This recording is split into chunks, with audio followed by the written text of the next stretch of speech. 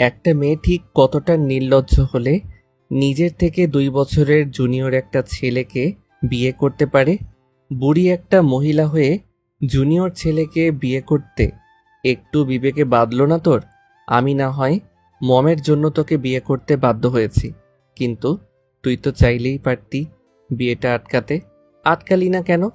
অবশ্য তুই জানতিস তোর মতো বুড়ি একটা মহিলাকে কেউ বিয়ে করবে না, তাই তো আমার মমকে হাত করে নিজের থেকে 2 বছরের জুনিয়র ছেলের গলায় ঝুলে পড়েছিস। বাসরাতে বরের মুখে কুরুচিপূর্ণ কথা শোনার জন্য আমি প্রস্তুত ছিলাম, কিন্তু তুই তুকারি শুনতে হবে এটা আমার ধারণার বাইরে ছিল। এমন কুরুচিপূর্ণ কথা শুনে লজ্জায়, অপমানে, ঘৃণায় আমার চোখ থেকে আপনা আপনি পানি গড়িয়ে পড়ল। এই ইউ, একদম ন্যাকা কান্না করবি না আমার সামনে। তোর মতো থার্ড ক্লাস মেয়েকে আমার খুব ভালো করে চেনা আছে। তুই প্রথমে আমার মমকে হাত করলি, এখন আবার চোখের পানি ফেলে আমাকে হাত করতে চাইছিস। তোর সেই চাওয়া কখনোই পূরণ হবে না। তোকে জাস্ট আমার বিরক্ত লাগছে। সরে যা আমার চোখের সামনে থেকে। অনেক বেশি বলে ফেলেছেন মিস্টার শ্রেয়াস আবরার রুহান। আমার তো ভাবতেই অবাক লাগছে যে আপনার মতো একটা নিচু মন মানসিকতার লোকের সাথে আমার বিয়ে হয়েছে, আর আপনি কি বলেন আমি আপনাকে হাত করতে চাইছি? হাসালেন মিস্টার শ্রেয়াস আবরার রুহান। আপনার মতো নোংরা মানসিকতার লোককে হাত করা তো দূরে থাক, আপনার সাথে কথা বলতেই আমার রুচিতে বাড়ছে। ম্যামের মতো ভালো, এত ভালো একজন মানুষের ছেলের এই শিক্ষা! ছি ছি ছি, মানুষের সাথে কিভাবে কথা বলতে হয় সেই বোধটুকুও আপনার মধ্যে নেই। এই কথা বলার সাথে সাথেই রুহান মেহরিনকে দেওয়ালের সাথে চেপে ধরে গলায় ছুরি লাগিয়ে বলল, তুই এই শ্রেয়াস আবরার রুহানের শিক্ষা নিয়ে প্রশ্ন তুলেছিস? মনে আছে এক্ষুনি তোর গলায় ছুরি চালিয়ে দেই। আরে তুই কিভাবে বুঝবি ভালোবাসাকে চোখের সামনে শেষ হতে দেখার যন্ত্রণা? ভালোবেসেছিস কখনো কাউকে? আমি বেসেছি। তুই নিজেও জানিস না তুই আমার কত বড় ক্ষতি করেছিস।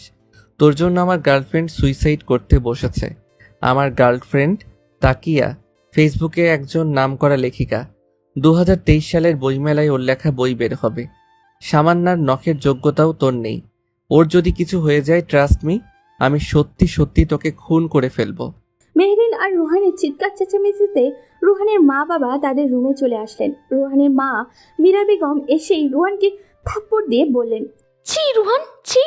আমি এই শিক্ষা দিয়েছি তোমাকে? বাসর রাতে তুমি বউয়ের গায়ে হাত তুলছো, তার সাথে তুই তোকারি করছো?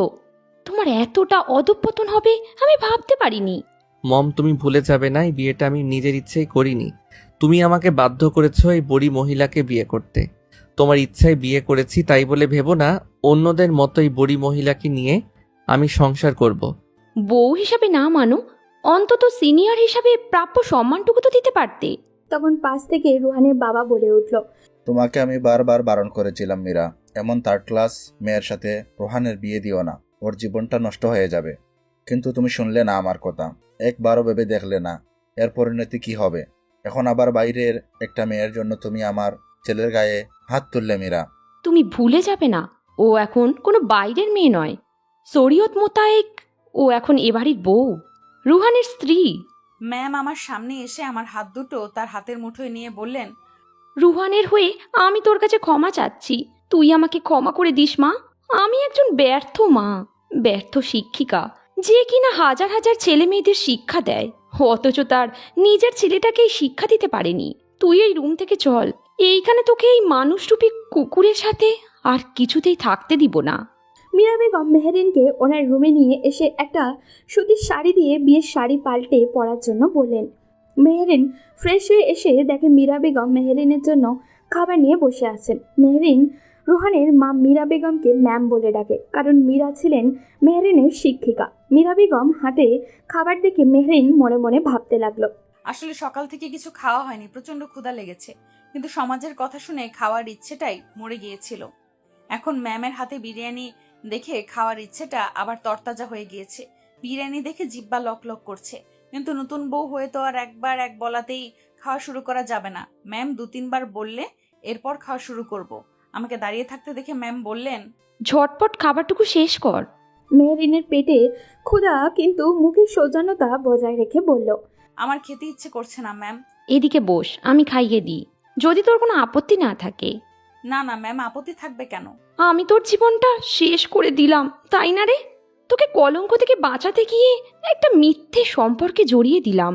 অবশ্য তুই প্রথম যেদিন স্কুলে জয়েন হলি সেদিনই তোকে দেখে আমার ভালো লেগেছিল। লম্বায় 5 ফুট 4 ইঞ্চি একটা মেয়ে, হালকা পাতলা গড়ন, গায়ের রং টুকটুকে ফর্সা, হাঁটু পর্যন্ত চুল, ডাগর ডাগর চোখ, যে চোখের মায়ায় আমি ডুবে গেছিলাম। তখনই আমার মনের মধ্যে সুপ্ত ইচ্ছা জেগেছিল তোকে রুহানের বউ করার। কিন্তু তুই যে রুহানের সিনিয়র ছিলি তার জন্য আমার ইচ্ছেটা দমিয়ে রেখেছিলাম। কিন্তু আল্লাহ আমার সেই ইচ্ছেটা পূরণ করেছে। আজ তুই রুহানের স্ত্রী। রুহান তোকে মানুষ ভাবুক আর না মানুক, তুই রুহানের বউ হয়ে না সামিরার মতো আমার আরও একটা মেয়ে হয়ে এই বাড়িতে থাকবি। আচ্ছা ম্যাম, একটা কথা বলুন তো, আমার সাথে কি এমন হবার ছিল? আজ যদি আমার বাবা মা বেঁচে থাকতো তাহলে আমাকে আশ্রিতা বুড়ি উপাধি পেতে হতো না। বাদ দে মা, পুরনো কথা ভেবে মন খারাপ করিস না। আল্লাহ যা করেন আমাদের ভালোর জন্যই করেন। সামিরা তো ঘুমিয়ে পড়েছে, তুই বরং আমার পাশে শুয়ে পড়, আমি তোর মাথায় বিলি কেটে দিই। ম্যাম, যতই পুরনো কথা ভুলতে বলুক, নিজের অতীত কি এত সহজে ভোলা যায়? এতগুলো বছর পরে আবারও আমি ডুব দিলাম আমার অতীতের পাতায়। আমি মেহেরিন মীর, রৌনক মীর ও নাজমা মীরের একমাত্র রাজকন্যা মেহেরিন মীর। কিন্তু ভাগ্যের নির্মম পরিহাসে আমি আজ একজন আশ্রিতা। অন্যদের মতো আমারও হাসি খুশি একটা পরিবার ছিল। আমার বাবা একজন নামকরা ব্যবসায়ী আর মা একজন ব্যাংকার ছিল। আমি ছিলাম আমার বাবা মায়ের চোখের মণি। প্রতি বছর আমার বার্ষিক পরীক্ষা শেষ হলে আমার বাবা মা ফ্যামিলি ট্যুরে চলে আসলাম। সেই বছরও তার ব্যতিক্রম ছিল না। ডিসেম্বরে পরীক্ষা শেষ করে আমরা ফ্যামিলি ট্যুরে রওনা দিলাম কক্সবাজারের উদ্দেশ্যে। গাড়ি চলছে তার আপন গতিতে। বরাবরই আমার গাড়িতে ঘুমানোর অভ্যাস। সবে মাত্র ঘুমের রেশ এসেছে, হঠাৎ আম্মুর চিৎকারে চোখ খুলে দেখি বেসামাল ভাবে একটা ট্রাক আমাদের দিকে ধেয়ে আসছে। এটা দেখি আম্মু আমাকে গাড়ি থেকে ধাক্কা দিয়ে বাইরে ফেলে দেয়। ভাগ্যক্রমে আমি বেঁচে গেলেও বাঁচতে পারেনি আমার বাবা মা। চোখের সামনে দুইটা তাজা প্রাণ শেষ হয়ে যেতে দেখেছি। এরপর থেকে শুরু হয় আমার সংগ্রামের জীবন। বাবা মায়ের ছায়াতল ছাড়া বেঁচে থাকা কতটা কঠিন প্রতিনিয়ত উপলব্ধি করেছি। প্রতিনিয়ত বেঁচে থেকেও মরেছি। তবুও দিন শেষে আমার বাবার বলে যাওয়া একটাই কথা আমাকে সাহস জুগিয়েছে। আমি লড়াই করে বাঁচতে শিখেছি। কোনো কারণে যখন ভেঙে পড়তাম বাবা সবসময় বলতো, এখানেই শেষ নয় মা, বেঁচে থাকতে হলে আমাদের লড়াই করে বাঁচতে হবে, বাঁচার মতো বাঁচতে হবে। মেহরিনের বাবা মা মারা যাওয়ার পর তাকে নিলামে ওঠানো হয় কার কাছে মেহরিন থাকবে এই নিয়ে। চাচাদের কাছে তার ঠাঁই মেলে না, কারণ তারা আগে থেকেই মেহরিনের ফ্যামিলিকে সহ্য করতে পারতো না। বারবার তার বাবার উপরে অ্যাটাক করতো তাকে মেরে ফেলার জন্য। মাঝে মাঝে মেহরিন নিজের কাছে নিজেই প্রশ্ন করে, আসলেই কি আমার বাবা মায়ের অ্যাক্সিডেন্টের মৃত্যু হয়েছিল নাকি পরিকল্পিত খুন ছিল? অবশেষে মেহরিনের মামা সিদ্ধান্ত নেয় তার কাছে রাখার জন্য। মামা তাকে খুব ভালোবাসতো, কিন্তু মামি তাকে দুই চোখে সহ্য করতে পারতো না। তার ছেলে মেয়েদের সাথে মিশতেও দিত না। প্রায় সময় মেহরিন খেয়াল করত মামা মামির মধ্যে তাকে নিয়ে ঝগড়া লাগতে। মামা ব্যবসায়ের কাজে বেশিরভাগ সময় বাইরে থাকতো, আর এই সময়টায় মামি কাজে লাগাতেন। সোনার চামচ মুখে নিয়ে জন্ম হয়েছিল মেহরিনের, অথচ মামির সংসারে এসে ঘর মোছা থেকে শুরু করে যাবতীয় কাজ তার করতে হতো। মেহরিন আসার পর থেকে কাজের মহিলাকেও ছাঁটাই করে দিয়েছিলেন তিনি। সারা দিন কাজ করার জন্য বই পড়ার সময়ও পেত না মেহরিন। রাতে যখনই সবাই ঘুমিয়ে যেত তখন সারা গায়ে ব্যথা যন্ত্রণা নিয়ে বই পড়তো সে। মেহরিন সারা রাত জেগে ফজরের দিকে যখন একটু ঘুমিয়ে পড়ছে, চোখে মুখে পানির ছিটা পেয়ে তড়িঘড়ি করে উঠে দেখে তার মামি অগ্নি চোখে তার দিকে তাকিয়ে রয়েছে। কি রে নবাবের বেটি, বেলা কয়টা বাজে সে খেয়াল আছে আপনার? পড়ে পড়ে ঘুমাচ্ছেন, বাসার কাজগুলো কে করবে শুনি? তোর মা এসে করে দিয়ে যাবে? তোর মা বাবার সাথে তুই মরলি না কেন? আর মরলি না যখন আমার ঘাড়ে এসে জুটলি কেন? সারাদিন কোনো কাজ করবে না, শুধু শুধু আমার অন্ন ধ্বংস করবে। আমি মোটেই বসে বসে আপনার অন্ন ধ্বংস করি না মামি। সারাদিন গাধার মতো খেটে মরি, অথচ একটা কাজের লোকের যে মর্যাদা সেই মর্যাদাটুকুও পাই না আমি। একটা কাজের মহিলাও 3 বেলা পেট পুড়ে খেতে পায়, মাস গেলে হাত খরচার টাকা পায়, কোনো অনুষ্ঠানে নতুন কাপড় চোপড় পায়, অথচ আমি নিজেদের লোক হয়েও এর কিছুই পাই না। তোকে যে এই বাড়িতে আশ্রয় দিয়েছি এটাই বা কম কিসে? আপনি ভুলে যাবেন না, মামার যত সম্পত্তি জমি জমা, এমনকি এই বাড়ির 1/3 আমার মায়ের। মায়ের অবর্তমানে তার উত্তরসূরি আমি, অথচ আপনারা জমি থেকে ফসল উৎপাদন করে হাজার হাজার টাকা ইনকাম করছেন, যার এক কানাকড়িও আমি পাই না। সেই হিসাবে আমি আমারটা খাচ্ছি, আপনার বা মামার কারো অন্ন ধ্বংসই করছি না। কি বললি তুই? যত বড় মুখ নয় তত বড় কথা। আজ তোর এমন অবস্থা করব যাতে তুই আমার মুখের উপর কথা বলতে না পারিস। এই কথা বলে মামি কিচেনে গিয়ে খুন্তি গরম করে নিয়ে এসে মেহরিনের মুখে চেপে ধরে। যন্ত্রণায় মনে হচ্ছিল তার দেহ থেকে প্রাণ বেরিয়ে যাচ্ছে। তখন মেহরিনের মনে হচ্ছিল, কেন বাবা মায়ের সাথে আমারও মৃত্যু হলো না? নিজের অতীত ভাবতে ভাবতে কখন যে ঘুমিয়ে পড়েছি বুঝতে পারিনি। ম্যামের ডাকে ঘুম ভেঙে গেল। উঠে দেখি চারদিকে ফজরের আজান হচ্ছে। ম্যাম বললেন, মেহরিন, তাড়াতাড়ি উঠে ফ্রেশ হয়ে নামাজ পড়ে নেই। ঠিক আছে ম্যাম। এখনো ম্যাম বলবি? আমি না হয় স্কুলে তোর সিনিয়র, স্কুলের হেড ম্যাম, তুই আমার কলিগ, তাই বলে কি বাড়িতেও আমি তোর ম্যাম? আর যেন তোর মুখে ম্যাম ডাক না শুনি। রাতে কি বলেছিলাম ভুলে গেছিস? তুই সামিরার মতো আমার আরও একটা মেয়ে, মেয়ে হয়ে মাকে ম্যাম ডাকবি? এইটা ভালো দেখায় না। ঠিক আছে আম্মু। এই তো আমার লক্ষ্মী মেয়ে। এইবার চল তো তাড়াতাড়ি নামাজ পড়ে নি। বাসায় আর কেউ পড়ে না নামাজ? সামিরা পড়ে, আর বাকি দুইজন তাদের নাকি এখনও নামাজ পড়ার সময় হয়নি। অথচ তারা এইটা বোঝে না, মৃত্যু যখন আসবে তখন তাদের জন্য তওবা করার সময়টুকুও দেবে না। আমি আর আম্মু নামাজ শেষে কিছুক্ষণ আড্ডা দিলাম। বেশ ভালো মানের মানুষ ম্যাম, অথচ তারই ছেলে একটা অমানুষ। আম্মু, আমি সবার জন্য চা করি? ঠিক আছে কর, তবে সাবধানে করিস। আম্মু, তুমি চিন্তা করো না তো, এই সব রান্না করতে করতে অভ্যস্ত হয়ে গেছি আমি। মেহরিন কিচেনে এসে সবেমাত্র চুলায় পানি বসিয়েছে। এমন সময় তার পেটে গরম কিছু অনুভব করলো। মনে হচ্ছে কেউ সিগারেটের আগুন দিয়ে পুড়িয়ে দিচ্ছে তাকে। মেহরিন পিছনে ফিরতেই দেখে রোহান। কি সিনিয়র বেবি, খুব জ্বলছে তাই না? আমার এর থেকে বেশি জ্বলেছিল যখন তোমাকে আমার বিয়ে করতে হয়েছিল। তোমার জন্য মম আমার গায়ে হাত তুলেছিল। আমি তো এত সহজে তোমাকে ছেড়ে দিব না সিনিয়র বেবি। তোমার খুব শখ ছিল এই শ্রেয়াস, আবরার, রুহানের বউ হওয়ার, তাই না? এর ফল তুমি হাড়ে হাড়ে টের পাবে। আমার ধৈর্যের পরীক্ষা নিতে আসবেন না মিস্টার রুহান। আপনি হয়তো জানেন না আমি একজন শিক্ষিকা, আর ধৈর্য না থাকলে কেউ শিক্ষকতার মতো এমন মহান পেশায় আসতে পারে না। এইরকম সিগারেটের গরম ছ্যাঁকা, খুন্তির গরম ছ্যাঁকা খাওয়ার অভ্যাস আছে আমার। মা বাবা মরা মেয়ে কিনা, সুযোগ পেলে কেউ আঘাত করতে ছাড়ে না। তাই বলে আমাকে অবলা নারী ভাববেন না মিস্টার। অন্যায় যে করে আর অন্যায় যে সহে, দুজনেই সমান অপরাধী। আমি কখনোই আপনার অন্যায় মেনে নেব না বলে এই গরম পানি রুহানের বুকে ছুঁড়ে দিলাম। ইউ ব্লাডি গার্ল, কি করলে এটা তুমি? ইট মারলে পাটকেল খেতে হয়, এটা নিশ্চয়ই জানেন। আপনি আমাকে আঘাত করবেন আর আমি সেই আঘাত মুখ বুজে সহ্য করে যাব? কখনোই না। আপনি একটা দিলে আমি 10টা দিব। আপনি আমাকে যতটুকু সম্মান দিবেন ঠিক আমার থেকে ততটুকু সম্মান পাবেন। সো নেক্সট টাইম আমার সাথে লাগতে আসবেন না। মেহরিন চা করে কিচেনে থেকে বেরিয়ে আসলো, কিন্তু রুহান সেইখানে ঠায় দাঁড়িয়ে রইল। হয়তো মেহরিনের থেকে এমন পাল্টা জবাব আশা করেনি ও। তোকে তো আমি পরে দেখে নেব সিনিয়র বেবি। কেন রে, এতক্ষণ দেখে তোর কলিজা ভরেনি? আর আমাকে দেখবি কেন? তোর লেখিকা গার্লফ্রেন্ড কি তোর সুখে মরে পাথর হয়ে গিয়েছে? একদম আমার গার্লফ্রেন্ড নিয়ে বাজে মন্তব্য করবেন না। আপনি লেখালেখির কি বোঝেন? হ্যাঁ, লেখালেখি করতে গেলেও যোগ্যতা লাগে, যা আপনার মতো মেন নেই। আমার যোগ্যতা সম্পর্কে আপনার কোনো আইডিয়াও নেই মিস্টার। আর হ্যাঁ, আমার সম্পর্কে বেশি জানতে আসবেন না।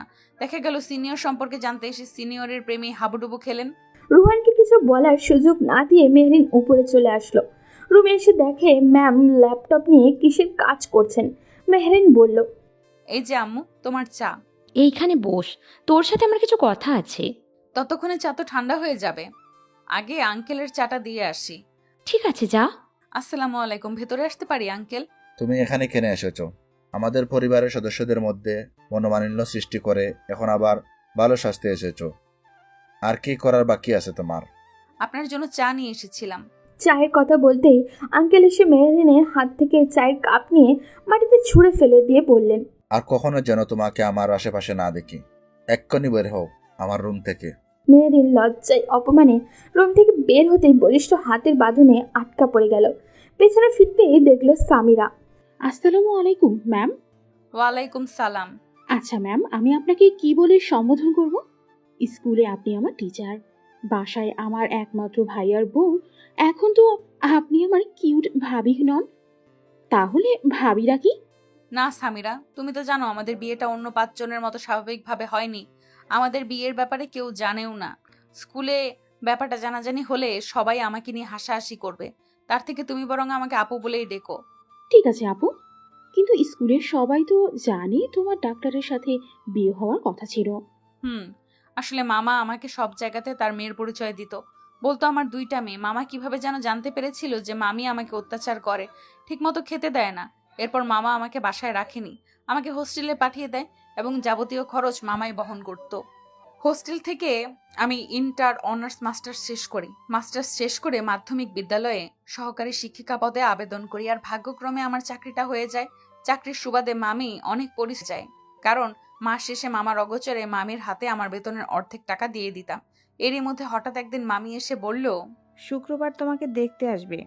যথারীতি দেখতে এলো। আমাকে তাদের পছন্দ হলো, তারা বিয়ের পাকা কথা বলে গেল। কিন্তু তখনও তারা জানতো না আমি মামার বাড়ির আশ্রিতা, আমার বাবা মা নেই। বিয়ের দিন যখন জানতে পারলো আমি মামার মেয়ে নই, বরং আমি বাড়ির আশ্রিতা, তখনই ছেলে কোনো আশ্রিতাকে বিয়ে করবে না বলে বিয়ের আসর ছেড়ে চলে যায়। জানোই তো একটা মেয়ের বিয়ে ভেঙে যাওয়া কতটা লজ্জার, কতটা অপমানের। অথচ ছেলেদের একটা কেন 1000টা বিয়ে ভাঙলেও সমস্যা নেই, কারণ আমাদের সমাজে প্রচলিত একটা কথা আছে, স্বর্ণের আংটি বাঁকাও ভালো। বিয়ে ভেঙে যাওয়ার জন্য মামি সবার সামনে আমাকে গালিগালাজ করতে লাগলো। আমি অপয়া অলক্ষী বলে সবার সামনে থাপ্পড় দিতে যাবে, এমন সময় ম্যাম গিয়ে মামির হাত ধরে ফেললো। পাগল হয়ে গেছেন আপনি? এত বড় মেয়ের গায়ে হাত তুলতে দ্বিধাবোধ করছেন না? উমা, এ দেখি মার থেকে মাসির দরদ বেশি। বলি, এতদিন দরদ কই ছিল? ওর মতো অলক্ষী মেয়ের ঠাঁই নেই আমার বাসায়। এতই যখন দরদ দেখাচ্ছেন, তাহলে নিয়ে যান আপনার সাথে করে। হ্যাঁ, নিয়ে যাব আমার একমাত্র ছেলের বউ করে। মেহরিনের অপমান অত্যাচারের কথা অনেক শুনেছি, আজ স্বচক্ষে দেখলাম। মেহরিনের বিয়ে হবে এবং এক্ষুনি হবে। মম, মাথা ঠিক আছে তোমার? তুমি আমাকে বারবার অনুরোধ করেছিলে এই বিয়েতে উপস্থিত থাকার জন্য, তাই আমি এসেছি। আমি বিয়ে করতে এখানে আসিনি। তাছাড়া তুমি তো জানো আমার গার্লফ্রেন্ড আছে। তবু তুমি কিভাবে এই মহিলাকে বিয়ে করতে বলছো, যে কিনা আমার 2 বছরের সিনিয়র? তুমি বিয়ে করবে কি না? মম, একটু বোঝার চেষ্টা করো। করবে কি না, হ্যাঁ অথবা না? তুমি খুব ভালো করেই জানো আমি তোমার কোনো কথা ফেলতে পারি না। তার জন্যই এমনটা করলে। ঠিক আছে, আমি বিয়ে করব, তবে শুধু কাগজে কলমে। তোকে কখন আমি স্ত্রীর মর্যাদা দিতে পারবো না। এরপরে সবই তো তোমার জানা আছে সামিরা। আপু, একটা কথা বলি। বলো। শুনেছি মেয়েদের নাকি একবারই বিয়ে হয়। ভাইয়া যতই তোমার জুনিয়র হোক, এখন সে তোমার স্বামী। তুমি প্লিজ তোমাদের সম্পর্কটা নষ্ট করে দিও না। তোমরা চাইলে তো অন্য 5 জন স্বামী স্ত্রীর মতো স্বাভাবিক জীবনযাপন করতে পারবে। বা সামিরা, তুমি তো দেখছি জ্ঞান দেওয়াও শিখে গিয়েছো। মনে হচ্ছে তুমি আমার টিচার আর আমি তোমার ছাত্রী। তোমার তো কিছুদিন পরেই এসএসসি পরীক্ষা। সকাল সকাল না পড়তে বসে আঙ্কেলের রুমে আড়ি পেতেছিলে কেন? আমি তোমার কাছেই যাচ্ছিলাম আপু, হঠাৎ বাবার রুম থেকে চিল্লাচিল্লি শুনে দাঁড়িয়ে গেলাম। তুমি বাবার কথায় কিছু মনে করো না। বাবা তোমাদের বিয়েটা মানতে পারেনি। বাবা চেয়েছিলেন তার বিজনেস পার্টনারের মেয়ে তাকিয়া আপুকে ভাইয়ার বউ করতে। সামান্য পরিবর্তন করে তাকিয়া রাখা দেওয়া হলো। কিন্তু আম্মু তাকিয়া আপুকে পছন্দ করে না। তাকিয়া আপু অনেক বেশি আধুনিক আর উচ্ছৃঙ্খল, যার আম্মুর পছন্দ নয়। আম্মু সবসময় আফসোস করে বলতো, ইস, মেহরিনের মতো এমন একটা মেয়েকে যদি আমার রুহানের বউ করতে পারতাম। আম্মু একবার চেয়েছিল তোমার মামার কাছে বিয়ের প্রস্তাব নিয়ে যাওয়ার জন্য, কিন্তু তোমার বয়সের কথা চিন্তা করে আবার পিছিয়ে গিয়েছিল। আমার কি মনে হয় জানো, তাকি আপু কখনো ভাইয়াকে ভালোবাসেনি। ভালোবেসে ভাইয়াকে শুধুমাত্র তার স্বার্থে ব্যবহার করছে। যখনই স্বার্থ হাসিল হয়ে যাবে, ভাইয়াকে তখন আর কোনো প্রয়োজনে পড়বে না। তাকিয়া তোমার ভাইয়ার লেখিকা গার্লফ্রেন্ড, তাই না? হ্যাঁ, শুনেছি এবারের বইমেলায় নাকি তাকিয়াপুর বই বের হবে। তবে আমার মনে হয় না তার লেখা বই কেউ কিনে পড়বে। এত বড় নামকরা একজন লেখিকার বই পড়বে না কেন? আপুর যে কুকুরের মতো ব্যবহার, দু কলম লিখতে পেরে নিজেকে অনেক বড় কিছু মনে করে। তোমার ভাইয়া তো খুব এক্সাইটেড তার লেখিকা গার্লফ্রেন্ডের বই প্রকাশিত হওয়ার জন্য। আমিও খুব এক্সাইটেড, তবে তাকিয়াপুর জন্য নয়। আমার আম্মুর, এমনকি ভাইয়ারও পছন্দের একজন লেখিকা সাইফাতুল মুনতাহা আপুর জন্য। মুনতাহা আপু অনলাইনে একজন ফেমাস রাইটার। শুধু তাই নয়, আপু নাটক ও শর্ট ফিল্মের স্ক্রিপ্ট রাইটার হিসেবে কাজ করে। 2023 সালের বইমেলায় আপুর লেখা বইও প্রকাশিত হবে। আমার কতদিনের ইচ্ছে আপুকে ফেস টু ফেস দেখার, তাকে একটু ছুঁয়ে দেওয়ার। কিরে সামিরা, তুই সকাল সকাল পড়তে না বসে এই বুড়ি মহিলার সাথে কিসের এত গল্প করছিস? ও নিশ্চয়ই তোকে কুবুদ্ধি দিচ্ছে। এই বুড়ি মহিলার থেকে সাবধান থাকবি। ভাইয়া, কাকে বুড়ি বলছো তুমি? আমার মনে হয় তোমার চোখই পুরো হয়ে গেছে। তুমি জানো আপুর জন্য ভার্সিটি কত ছেলেরা পাগল? একবার তো আমাদের স্কুলে সাংস্কৃতিক অনুষ্ঠানে একটা জুনিয়র ছেলে আপুকে পুরো স্কুল ক্যাম্পাসের সামনে প্রপোজ করেছিল। হুম, যেই না চেহারা, নাম রাখছে তার পেয়ারা। সিনিয়র বেবি, তুমি আমার সাথে আমার রুমে চলো। কেন? বাসর পালন করব, তাই রাতে তো করতে পারিনি, তাই দিনে করব। তাড়াতাড়ি রুমে আসো। আমি আপনার কথা শুনতে বাধ্য নই। কিভাবে বাধ্য করতে হয় আমার খুব ভালো করেই জানা আছে। আমি যখন বলেছি যাব না। মেহেরিনের সম্পূর্ণ কথা শেষ হওয়ার আগেই রুহান তার হাত ধরে টানতে টানতে ওর রুমে নিয়ে গিয়ে দরজা বন্ধ করে দিয়ে শার্টের বোতাম খুলতে খুলতে তার দিকে আগাতে লাগলো। এ কি? এ কোন ধরনের অসভ্যতামি শুরু করেছেন? শার্টের বোতাম খুলছেন কেন? তোমাকে দেখাতে। ছি ছি, আমি কি আপনার বডি দেখতে চেয়েছি? ডার্টি মাইন্ডেড লোক একটা। I hate your dirty mind. তোমাকে এটাই দেখাতে চাচ্ছি যে তুমি গরম পানি ছুঁড়ে আমার বুকের কি অবস্থা করেছো। দেখো কি রকম লাল বর্ণ ধারণ করেছে। তুমি কিভাবে পারলে ওই রকম ভাবে গরম পানি ছুটতে? আহা হা হা, নিজের বেলায় চালডা আর পরের বেলায় ঠান্ডা। আপনি যে অমানুষের মতো আমাকে সিগারেটের আগুন দিয়ে পুড়িয়ে দিলেন, সে বেলায় কিছুই না। আপনাকে গরম পানি ছুঁড়েছি, বেশ করেছি। নেক্সট টাইম এই আঘাতই আপনাকে মনে করিয়ে দিবে আমার সাথে লাগতে আসার পরিণতি। এখন দরজা খুলুন, আমি বের হব। কি হলো, কথা কানে যায় না? ঠিক আছে, আমি নিজেই খুলে নিচ্ছি। বলে যেই না দরজা খুলতে যাবে তখনই রুহান পেছন থেকে মেহেরিনের হাত মুচড়ে দিয়ে বলল, এত তাড়াতাড়ি আমি তোমাকে ছাড়ছি না সিনিয়র বেবি। আঘাত যখন তুমি দিয়েছো, মলমও তুমি লাগাবে। আমি কেন? আপনার লেখিকা গার্লফ্রেন্ডকে কল করুন, সে এসে আদর সোহাগ দিয়ে ক্ষত সারিয়ে তুলবে। তোমার ওই নোংরা মুখে তুমি আমার গার্লফ্রেন্ডের নাম উচ্চারণ করবে না। শুধুমাত্র তোমার জন্য তাকিয়া আজ হসপিটালে মৃত্যুর সাথে পাঞ্জা লড়ছে। এর জন্য তুমি দায়ী। তাকিয়া যদি সত্যি কিছু হয়ে যায়, আমি কিন্তু তোমাকে ছেড়ে কথা বলবো না। ও মাগো, টুরু লাভ।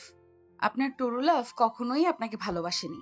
আপনার লেখিকা গার্লফ্রেন্ড আপনাকে বলেছে সে সুইসাইড করতে বসেছে, কিন্তু আপনি কি সচক্ষে দেখেছেন? দেখেননি তো? না দেখে আপনার লেখিকা গার্লফ্রেন্ডের অ্যাকাউন্টে হাজার হাজার টাকা ট্রান্সফার করেছেন। This is the main point. আপনার লেখিকা গার্লফ্রেন্ড কখনো আপনাকে চায়নি, চেয়েছে আপনার টাকা। এখন আপনার মনে প্রশ্ন জাগতে পারে, আমি আপনার ব্যাপারে এত কিছু কিভাবে জানলাম? আম্মু শুধুমাত্র আমার কলিগ নয়, আমার একজন ভালো বন্ধু। আপনার প্রত্যেকটা কথা আম্মু আমার সাথে শেয়ার করত। আপনার নারী নক্ষত্র জেনেই আপনাকে বিয়ে করেছি। মেহেরিন ম্যাম, আপনি খুব ভালো লেকচার দিতে পারেন। অনেক লেকচার শুনিয়েছেন। এবার দয়া করে ফ্রিজ থেকে বরফ নিয়ে এসে আমার ক্ষত স্থানে লাগিয়ে দিন। আমার ঠেকা পড়েনি, আমি পারবো না। নিজের কাজ নিজে করে নিন। বিয়ে করেছি কি নিজের কাজে নিজে করার জন্য? তার উপর আবার সিনিয়র বউ বিয়ে করেছি। ভাবছি ব্যবসা বাণিজ্য সব বাদ দিয়ে বউয়ের টাকায় বসে বসে খাবো। মেহেরিন কিছু বলতে যাবে তার আগে দরজায় টোকা পড়ল। আপু, তুমি কি ভেতরে আছো? ভাইয়ার সাথে কিসের এত গল্প করছো, তাও আবার দরজা বন্ধ করে দিয়ে? আম্মু এক্ষুনি রাখছি তোমাকে, তাড়াতাড়ি আম্মুর রুমে এসো। ঠিক আছে সামিরা, তুমি যাও, আসছি আমি। তুমি কোথাও যাচ্ছ না সিনিয়র বেবি। আগে আমার ক্ষত স্থানে বরফ লাগিয়ে দাও। আমি পারবো না, আম্মু ডাকছে, আসছি আমি বলে দরজা খুলে চলে আসলাম। আম্মু ডেকেছো? হ্যাঁ, বস। তোদের বিয়েটা যেহেতু হুট করেই হয়ে গিয়েছে, কেউ তোদের বিয়ের ব্যাপারে জানে না, তাই আমি চাচ্ছিলাম ছোটোখাটো একটা বৌভাতের আয়োজন করতে। তোর মামা মামি ও তো আমাদের বাসায় আসেনি, এই সুযোগে তাদেরও দেখা হয়ে যাবে। না না আম্মু, শুধু শুধু কি দরকার আছে মানুষ হাসানোর? আমাদের সমাজ জুনিয়রকে বিয়ে করাটা ভালো চোখে দেখে না। যেখানে আমাদের সম্পর্কটাই ভিত্তিহীন, সেখানে কি প্রয়োজন আছে ঘটা করে লোকজন জানানোর? ঠিক আছে, তুই যা বলিস তাই হবে। তুই যদি যাস এই কাগজে কলমের সম্পর্ক থেকে বেরিয়ে আসতে, আমি তোর ডিভোর্সের ব্যবস্থা করে দিব। তবে আমি মনে করি ডিভোর্স কোনো সমস্যার সমাধান নয়। আমি চাই তুই আর রুহান অন্য 5টা স্বাভাবিক কাপলদের মতো সংসার কর। আমার ছেলেটা বড্ড অবুঝ, কিন্তু তুই তো ভালো মন্দ সব বুঝিস, তুই ওকে বোঝাবি। দেখ মা, রুহান জুনিয়র হলেও এখন তোর স্বামী, তুই কেন তোর স্বামীর অধিকার ছেড়ে দিবি? তাকিয়া ভালো মেয়ে নয় মা, ওর কাজই হচ্ছে বড়লোক ছেলেদের হাত করে তাদের থেকে টাকা হাতিয়ে নেওয়া। তুই রুহানের স্ত্রী, তুই চাইলেই পারবি তাকিয়ার থেকে আমার ছেলেটাকে ফিরিয়ে আনতে। ঠিক আছে আম্মু, তুমি শুধু দেখবে আমার জুনিয়র বরের কি হাল করি আমি। এই সিনিয়রের প্রেমে যদি ওকে হাবুডুবু খাওয়াতে না পারি তো আমার নামও মেহেরিন নয়। প্রয়োজনে হুজুরের থেকে পড়া পানি এনে খাওয়াবো তোমার ছেলেকে। তারপর দেখবো তোমার ছেলে সারাক্ষণ বউয়ের আঁচলের তলায় ঘুরঘুর করবে আর সারাদিন মেহেরিন মেহেরিন করবে। Just wait and watch. পাকলি মেয়ে আমার। আমিও চাই আমার অবুঝ ছেলেটা একটু সুবুদ্ধি হোক। তুই যদি আমার ছেলেকে তোর প্রেমের জালে ফাঁসাতে পারিস, আমি তোকে এমন একটা গিফট দিব যা তুই কখনো ভাবতেও পারবি না। ওকে, ডান। তাহলে এখন থেকেই মিশন শুরু করে দে। কিভাবে শুরু করব? একটু ক্লু তো দাও। আমি তো আর আগে সংসার করে আসিনি যে বুঝতে পারবো কিভাবে জুনিয়র বরের মনে প্রেমের আগুন জ্বালানো যায়। সেইটাও কি তোকে বলে দিতে হবে? আচ্ছা বাদ দাও, তুমি বলো তোমার ছেলে আর তোমার বর কি কি খেতে পছন্দ করে। তোমার বর তো আগেই আমাকে বলে দিয়েছে আমি যেন তার আশেপাশে না যাই। এখন আমি রান্না করলে তোমার বর কি আমার হাতের রান্না খাবে? আমার বর করছিস কেন? বাবা হয় তোর। সে তো আমাকে বাবা ডাকার অধিকার দেয়নি। আমি বাবা ডাকলে দেখা গেল সে আমাকে ঠাটিয়ে এক চর দিয়ে বলল, এই মেয়ে, আমি তোমাকে বাবা ডাকার অধিকার দেইনি। কোন সাহসে তুমি আমাকে বাবা ডাকলে? না রে মা, মানুষটাকে যেমন ওপরে ওপরে শক্ত মনের জোর মনে হয়, ভেতরে কিন্তু ততটাই নরম। আসলে আমি এক প্রকার জোর করেই রুহানের বিয়েটা দিয়েছি, তো তাই তোকে মানতে পারিনি। কিন্তু দেখিস, আস্তে আস্তে সব ঠিক হয়ে যাবে। তখন ওই মানুষটা তোকে মাথায় করে রাখবে। তাই যেন হয় আম্মু। আম্মু, আমি কিচেনে যাচ্ছি, দেখি আমার হাতের রান্না খাইয়ে বর আর শ্বশুরের মন জয় করতে পারি কিনা। ঠিক আছে, যা মা। রেনু তোকে রান্না করতে সাহায্য করবে। আমার স্কুলের কিছু কাজ বাকি রয়েছে, না হলে আমিই তোকে সাহায্য করতাম। ঠিক আছে আম্মু, সমস্যা নেই, আমি সবটা সামলে নিতে পারবো। আমি আসলেই অলরাউন্ডার বৌমা পেয়েছি। এখনকার যুগের মেয়েরা তো পড়াশোনা করলে কোনো কাজেই হাত দিতে চায় না, তারা কাজ করতে না পারাটাকে গর্বের মনে করে। অথচ আমার মেয়েটা একজন মাধ্যমিক বিদ্যালয়ের শিক্ষিকা হয়েও সব কাজে পারদর্শী। সবাই তো আর আমার মতো বাবা মা মরা মেয়ে নয় আম্মু। আমি কি তোর মা নই? এরপর যদি আর কখনো তোর মুখে বাবা মা মরা মেয়ে বলতে শুনি, তখন কিন্তু আমি তোর মুখে সেলাই করে দিব। সরি আম্মু, ভুল হয়ে গিয়েছে। এই যে দেখো, কান ধরেছি। এইবারের মতো ক্ষমা করে দিলাম, নেক্সট টাইম কিন্তু পিটুনি পড়বে। ওকে আম্মু। আমি কি আপনাকে হেল্প করব আপামনি? মেহরিন মিষ্টি কণ্ঠে পেছনে ফিরে দেখে আনুমানিক 12 কি 13 বছর বয়সী হালকা পাতলা গড়নের একটা মেয়ে দাঁড়িয়ে আছে। মেহরিনের মন বলল এটা হয়তো রেনু, তবুও শিওর হওয়ার জন্য সে জিজ্ঞাসা করলো, তুমি কি রেনু? জি আপামনি। তোমার কথাবার্তা পোশাকে মনে হচ্ছে তুমি এই বাসায় কাজ করো। শুধু আপনি না, কেউই ধরতে পারে না যে আমি এই বাসায় কাজ করি। এই বাসার প্রত্যেকটা মানুষ খুবই ভালো মনের। তারা আমাকে নিজেদের পরিবারের একজন সদস্য মনে করে, এমনকি আমাকে স্কুলেও ভর্তি করিয়েছে। ও আচ্ছা, আপাতত তোমার এখানে কোনো কাজ নেই, তুমি গিয়ে পড়তে বসো, আমার প্রয়োজন হলে আমি ডেকে নিব। ঠিক আছে আপামনি।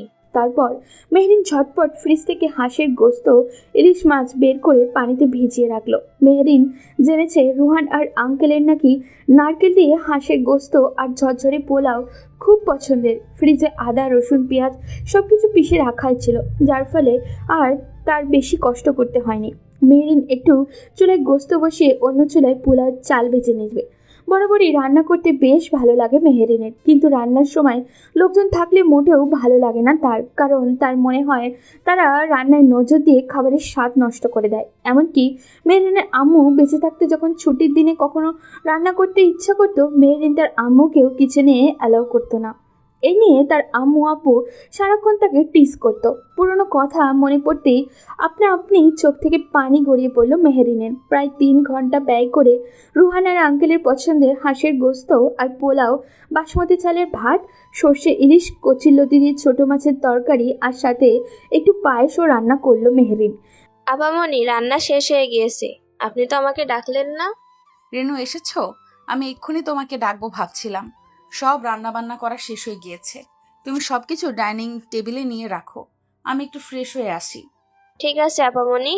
মেহরিন ফ্রেশ হয়ে এসে দেখলে আঙ্কেল বাদে সবাই টেবিলে বসে পড়েছে। তাকে দেখে রুহানের আম্মু বলল, তুইও বস, আমি খাবার সার্ভ করছি। তুমি খাবে না আম্মু? মায়েরা কখনো আগে খায় না মা, তোরা খেয়ে নে, তারপর আমি খাবো। এটা কেমন কথা আম্মু? তুমিও বসো না, সবাই মিলে একসাথে খাওয়ার মজাই আলাদা। মীরা মনে হচ্ছে আজ বাসায় ভালো মন্দ রান্না হয়েছে। ভেবেছিলাম তোমার উপর অভিমান করে আজ বাইরে থেকে খাবার খাবো, কিন্তু খাবারের গ্রান রুমে থাকা দুষ্কর হয়ে পড়েছিল আমার জন্য। অভিমান বলে চলে এলাম খেতে। এখন তাড়াতাড়ি খেতে দাও। হ্যাঁ দিচ্ছি। খাবার টেবিলে পিন পতন নীরবতা চলছে। কারোর মুখে কোনো কথা নেই, যে যার মতো করে খাচ্ছে। হঠাৎ রুহানের বাবা বলে উঠল, মীরা, তোমার হাতটা দাও দেখি। কেন করবে? তোমার রান্নার হাত দেখবো। আজ হঠাৎ এত ভালো রান্না কিভাবে করলে? মনে হচ্ছে নতুন হাতের রান্নার স্বাদ পেলাম। টেবিলে রাখা প্রত্যেকটা রেসিপি আমার পছন্দের। তোমাকে তো 1000 বার বলেও কচুরলতি রান্না করাতে পারি না। আজ হঠাৎ এই অদমের দিকে নজর গেল কেন তোমার? আজকে তো আমি রান্না করিনি। তাহলে কে রান্না করলো? রেনু? ও এত ভালো রান্না জানে কিভাবে? আর সামিরা তো কখনো কিচেনে যায়নি, ওর তো এত ভালো রান্না জানার প্রশ্নই আসে না। আমরা কেউই রান্না করিনি, ইনফ্যাক্ট আমরা কেউই আজ কিচেনে যাইনি। মেহরিন একা হাতে সব কিছু রান্না করেছে। মেহরিন রান্না করেছে শুনে রুহানের বাবার মুখের রং পরিবর্তন হয়ে গেল। তিনি খাবার ছেড়ে চলে যেতে লাগলেন। মেহরিন সাহস করে আঙ্কেলের হাত ধরে বলল, প্লিজ আঙ্কেল, খাবার ছেড়ে যাবেন না। অপরাধ আমি করেছি, খাবার তো কোনো অপরাধ করেনি। আপনি প্লিজ যাবেন না। আজ থেকে 8 বছর আগে বাবা মাকে হারিয়েছি। আমারও ইচ্ছা হয় সবার সাথে বসে খেতে। বিয়ে নিয়ে প্রত্যেকটা মেয়ের স্বপ্ন থাকে, আমিও এর ব্যতিক্রম ছিলাম না।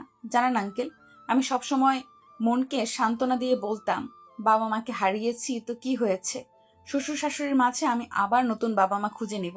কিন্তু সবার ভাগ্যে তো আর সব সুখ জোটে না। মেহরিনের কথা শুনে আঙ্কেল চুপচাপ বসে যেতে লাগলো। খাওয়া দাওয়া শেষ করে তাকে উদ্দেশ্য করে বলল, এই মেয়ে, খাবার শেষ করে তুমি আমার রুমে আসো। ঠিক আছে আঙ্কেল।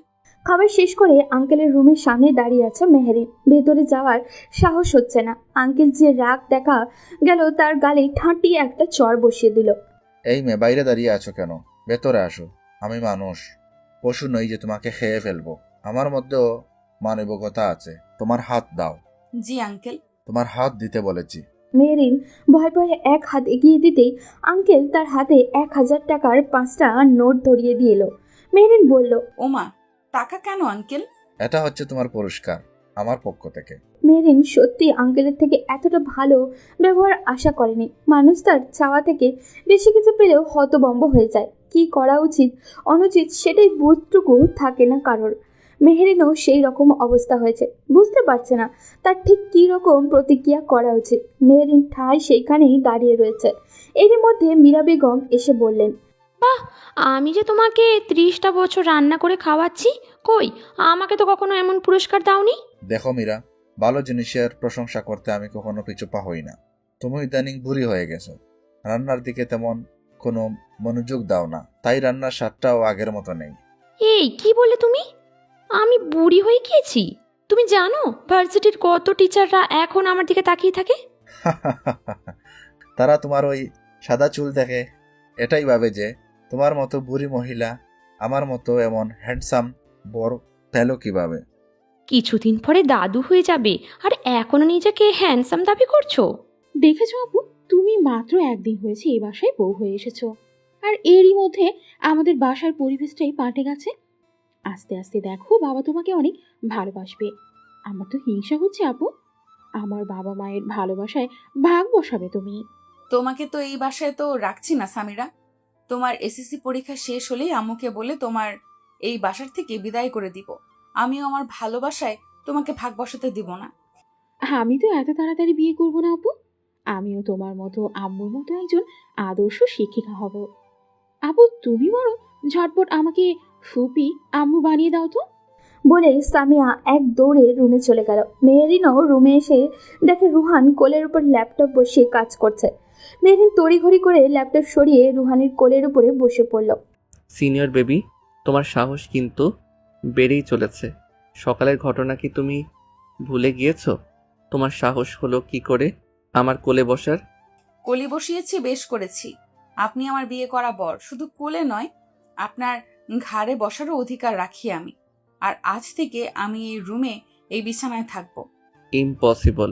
ভুলেও আমার ধারে কাছে আসবে না। যেখানে আছো সেখানেই থাকো। ওমা, বিয়ে করেছি কি বর ছেড়ে দূরে থাকার জন্য? তার উপর বর যদি জুনিয়র হ্যান্ডসাম হয় তাহলে তো কোনো কথাই নেই। সিনিয়র বেবি, তুমি নামো তো আমার কোল থেকে। যেই মুটকির মুটকি তুমি, আমার হাড্ডি গুড্ডি ভেঙে গুঁড়ো গুঁড়ো হয়ে গেল। সিরিয়াসলি আমি মুটকি? কোনো সন্দেহ আছে? মুয়া। এইটা কি করলে তুমি সিনিয়র বেবি? সরি, আমি আসলে অতি খুশি হয়ে দিয়ে দিয়েছি। আশ্চর্য, মুটকি বলায় খুশি হওয়ার কি আছে? আমার কতদিনের ইচ্ছা কেউ আমাকে মুটকি বলবে, আর আমি মুটকি কথাটা শুনে আমার কান দুটো সার্থক করব। আজ আপনি আমার সেই চাওয়াটা পূরণ করেছেন। আমার স্বাস্থ্যের জন্য সবাই আমাকে শুটকি বলে খ্যাপাতো, এমনকি রাস্তার কুকুরটাও আমার দিকে ফ্যাল করে তাকিয়ে ভাবতো এটি কি মানুষ নাকি হাড্ডির বস্তা। যান, আজকে এই খুশিতে আপনাকে একদিন ট্রিট দিয়ে দিব। তোমার হাতে কি সিনিয়র বেবি? নিশ্চয়ই ড্যাড ডেকে নিয়ে কেলানি দিয়েছে। ড্যাড একদম উচিত কাজ করেছে।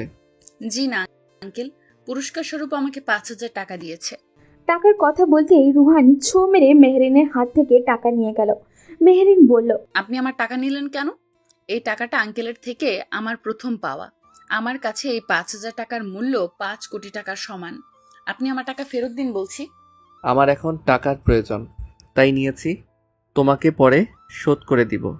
আমিও রুহানের হাত থেকে টাকা নিয়ে নিলাম। মিস্টার রুহান, আপনি যদি বাগানের কচু হয়ে থাকেন, আমিও গাছের বাতাবি লেবু। আমার সাথে টক্কর দেওয়া এত সহজ নয় মিস্টার রুহান। আপনার টাকার প্রয়োজন বলতে শুধু তাকিয়ার পেছনে ফালতু টাকা ব্যয় করা, এটা আমি খুব ভালো করেই জানি। আমার টাকা আমি যেভাবে ইচ্ছা যার পেছনে ইচ্ছা ব্যয় করব। এই ব্যাপারে তুমি বলার কে? আমি আপনার বিয়ে করা বউ, আপনার উপর সম্পূর্ণ অধিকার আছে আমার। এখন থেকে আপনার অ্যাকাউন্টে কোনো টাকা থাকবে না, সব টাকা আমার অ্যাকাউন্টে ট্রান্সফার হবে। মাস শেষে আমি আপনাকে হাত খরচার টাকা দিব। অখাতে টাকা ব্যয় করেছেন আর নয়। তুমি কিন্তু তোমার লিমিট ক্রস করে যাচ্ছ সিনিয়র বেবি। আমি তোমার কোনো কথা শুনতে বাধ্য নই। আপনি ভুলে যান কেন? আমি একজন শিক্ষিকা। শিক্ষিকারা অবাধ্যকে কিভাবে বাধ্য করতে হয় সেটা খুব ভালো করেই জানে। Look at the phone. কিসের ভিডিও এইটা? আপনি নিজের চোখেই দেখুন। ছি ছি, এমন একটা নোংরা ভিডিও করতে তোমার একটু বিবেকে বাঁধলো না? এক্ষুনি ডিলিট করো বলছি। নো ওয়ে ডিয়ার, আপনি যদি আমার কথা অনুযায়ী না চলেন এই ভিডিও মুহূর্তের মধ্যে ভাইরাল হয়ে যাবে। তো মিস্টার জুনিয়র, একবার ভেবে দেখুন তো, আপনার এই লজ্জাজনক ভিডিও একবার যদি ভাইরাল হয়ে যায়, আপনার নাম, যশ, খ্যাতি, ক্যারিয়ার, এমনকি আপনার লেখিকা গার্লফ্রেন্ডও হাতছাড়া হয়ে যাবে। নাও ইয়োর চয়েস। আমার কথা অনুযায়ী চলবেন নাকি ভিডিও ভাইরাল করব? গতকাল রাতে আমার ট্রাউজার খুঁজে পেয়েছিলাম না, তাই লুঙ্গি পরে ঘুমিয়েছিলাম। লুঙ্গিতে আমার দুর্বলতা রয়েছে, আর তুমি আমার সেই দুর্বলতার সুযোগ নিয়েছো। তুমি মোটেও ঠিক করনি সিনিয়র বেবি। রাতে আমার লাগেজ নিতে এসে দেখি যে আপনার লুঙ্গি আকাশে উঠে গেছে। আমিও ভাবলাম আপনার মতো ঘাড়তারাকে সোজা করতে এর থেকে ভালো কোনো অস্ত্র আর নেই। ব্যাস ভিডিও করে নিলাম। কিন্তু আপনি তো আমার কথা অনুযায়ী চলবেন না। তার চেয়ে বরং ভিডিওটা আমার ভাইরাল করে দিই, অনেক লাইক কমেন্ট শেয়ার হবে। আপনার ভিডিও ভাইরাল করে আমিও ভাইরাল হয়ে যাব। এক পৌষে কি তো শীত যায় না? আমারও সময় আসবে, তখন আমি তোমাকে ঠিক দেখে নিব। উপস জুনিয়র, বিশ্বাস করো আমিও চাই তুমি আমাকে দেখো। আমি তো তোমাকে বারণ করি না দেখতে। দেখো না, কলিজা ভরে দেখো। খুব মজা লাগছে তোমার, তাই না? অবশ্যই, কি করব বলো? সোজা আঙ্গুলে যখন ঘি না ওঠে তখন আঙুল তো বাঁকা করতেই হয়। রুহানের সাথে এভাবে মজা আর খুনসুটিতে কেটে যায় 1 সপ্তাহ। বিয়ে উপলক্ষে স্কুল থেকে 1 সপ্তাহের ছুটি নিয়েছে মেহরিন। আজ থেকে আবার স্কুলে জয়েন করতে হবে তাকে। মেহরিন তাড়াতাড়ি ওর ফজরের নামাজ পড়ে নিল। রুহানকে অনেকবার ডাকলো কিন্তু উঠলো না। মেহরিন জানে রুহান জেগে জেগে ঘুমানোর ভান করছে যাতে নামাজ পড়তে না হয়। মেহরিন বলল, রুহান খুব খারাপ হয়ে যাচ্ছে কিন্তু। সিনেমাতে দেখতাম গাড়ি নিয়ে গাছের সাথে অ্যাক্সিডেন্ট করে নায়ক নায়িকার স্মৃতি হারিয়ে যেত, কিন্তু তোমার কি অতিরিক্ত ঘুমের কারণে স্মৃতিশক্তি হারিয়ে গেল নাকি? তুমি কি ডিলের কথা ভুলে গিয়েছো? এখন থেকে ঠিক 5 মিনিট সময় দিলাম, এর মধ্যে যেন দেখি তুমি মসজিদে চলে গিয়েছো। আমার কথার অবাধ্য হলে জানো তো কি করব? বেশি কিছু করব না বেবি, শুধু ভিডিওটা ভাইরাল হয়ে যাবে। যাচ্ছি তো সিনিয়র বেবি, এত প্যারা দাও কেন? সোজা করে বললেই তো পারো।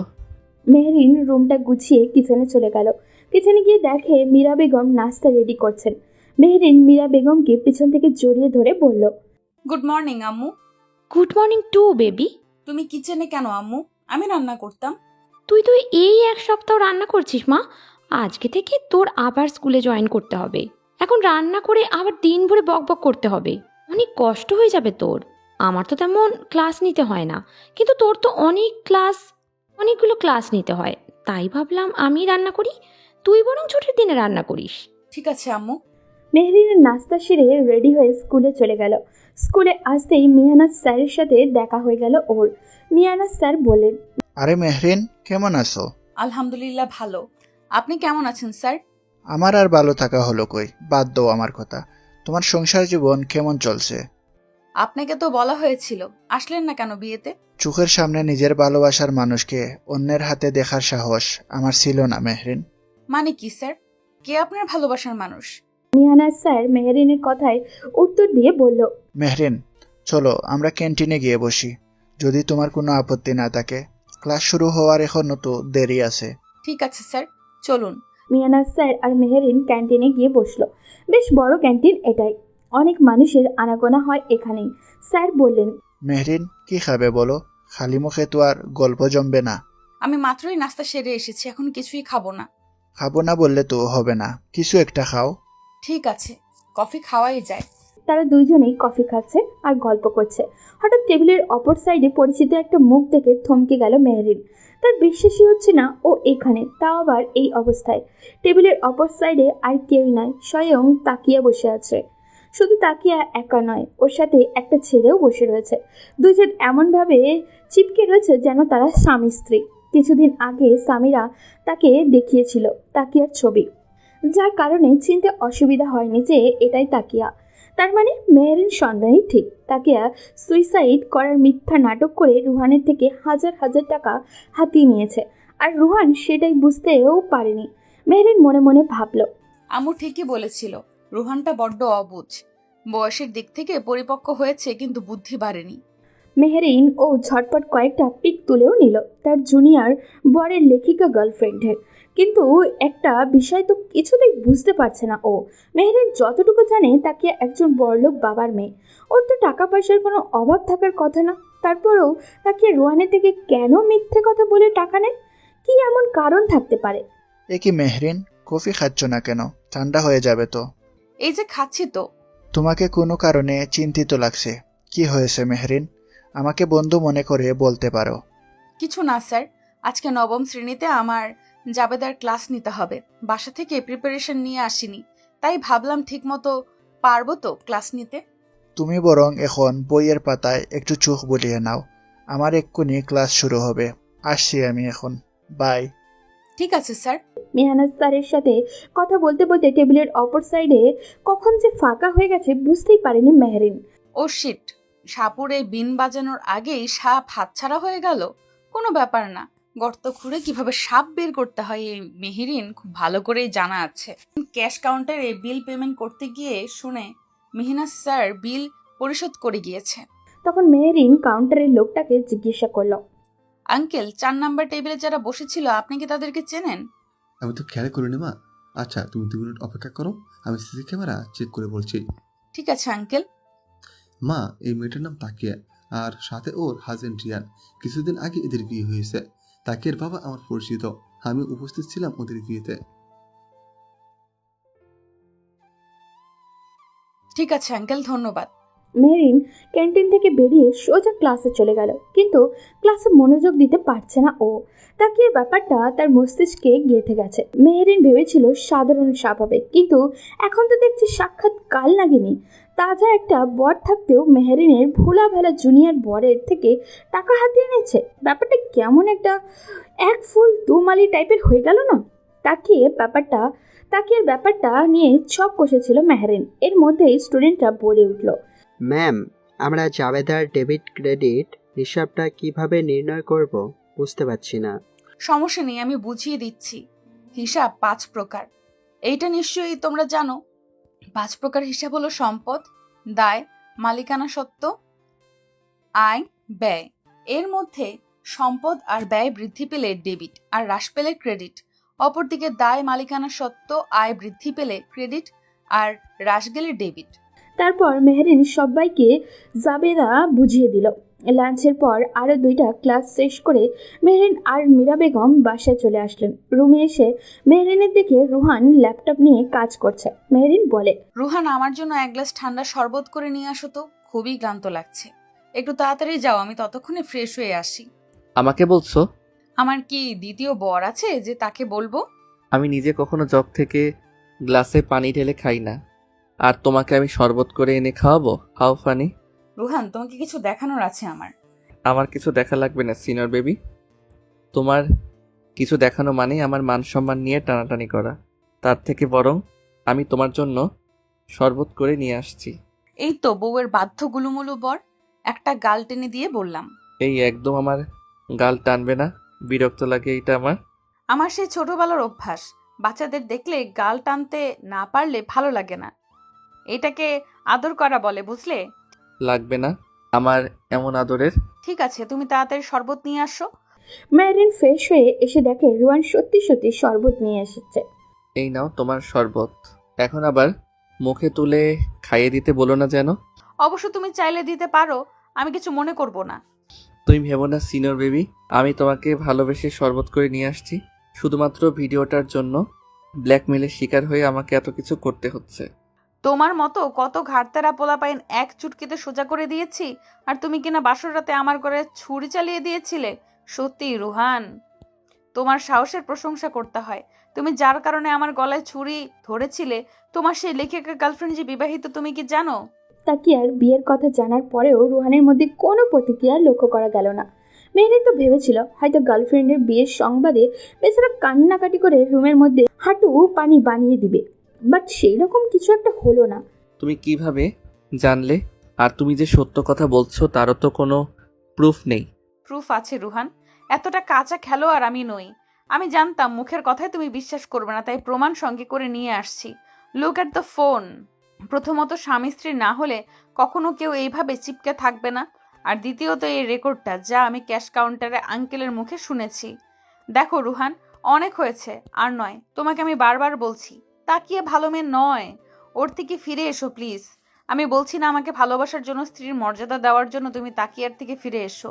এসবের কোনো প্রয়োজন নেই আমার, তবুও তুমি তাকিয়ার থেকে ফিরে এসো। এইটাই শুধু আমার একার নয়, আম্মুরও অনুরোধ। সরি, আমি তোমাদের অনুরোধ রাখতে পারবো না। আমি চাইলেও তাকিয়া আমাকে মুক্তি দেবে না। আমার যে তাকিয়ার কাছে হাত পা বাঁধা রয়েছে। কেন রুহান? চুপ করে থেকো না রুহান, আমি কিছু জিজ্ঞেস করছি। আমি বলতে পারবো না সিনিয়র বেবি। চুপ করে থাকা কোনো সমস্যার সমাধান নয়। তোমার জন্য প্রতিনিয়ত আম্মু কষ্ট পাচ্ছে। আমি চোখের সামনে আম্মুর কষ্ট সহ্য করতে পারবো না। তুমি প্লিজ বলো রুহান। এরপর রুহান যা বলল তা শোনার জন্য মেহরিন মোটেও প্রস্তুত ছিল না। তাকিয়ার সত্য উদ্ঘাটন করতে এসে যে এত বড় একটা সত্যের মুখোমুখি হবে তা কখনোই ভাবতে পারেনি মেহরিন। আজ থেকে 8 বছরের আগের ঘটনা। আমি তখন নতুন নতুন ড্রাইভিং শিখেছি। ডিসেম্বরে আমার পরীক্ষা শেষ করে আমরা ফ্রেন্ড সার্কেলের সবাই মিলে গ্রামে ঘুরতে যাই আমার দাদু বাড়ি। আমাদের ফ্রেন্ড সার্কেলে তাকিয়া সহ আরও 2টা মেয়ে ছিল। গ্রামের পরিবেশ আসলেই ভিন্ন। আমরা শহরের 4 দেয়ালের বন্দি থেকে সেই ভিন্নতা অনুভব করতে পারি না। গ্রামে ভোরবেলা পাখির কিচিরমিচির শব্দ, দূর থেকে মক্তবের বাচ্চাদের কুরআন তেলাওয়াতের মধুর কণ্ঠে ঘুম ভেঙে যায়। শহরের মতো গ্রামে ঝর্ণা নেই, আছে পুকুর যেইখানে মুক্ত হাঁসের মতো সাঁতরে বেড়ানো যায়। গ্রামে বিদ্যুতের আনাগোনা নেই, আছে আকাশ ভরা জ্যোৎস্না। আর রান্নার কথা না বললেই নয়, এইখানে মাটির উনুনে রান্না করা হয়, যার স্বাদ শহরের গ্যাসের চুলায় রান্না করা খাবারের স্বাদকে হার মানিয়ে দেয়। এইভাবে মজার মজার খাবার, গ্রামীণ পরিবেশ, হাসি ঠাট্টা, মজা। খুনসুটিতে কখন যে গ্রাম থেকে বিদায় নেওয়ার সময় হয়ে যায় বুঝতে পারিনি। গ্রামে সাধারণ ঘোল পাওয়া যায় যা অনেকটা নেশাজাতীয়।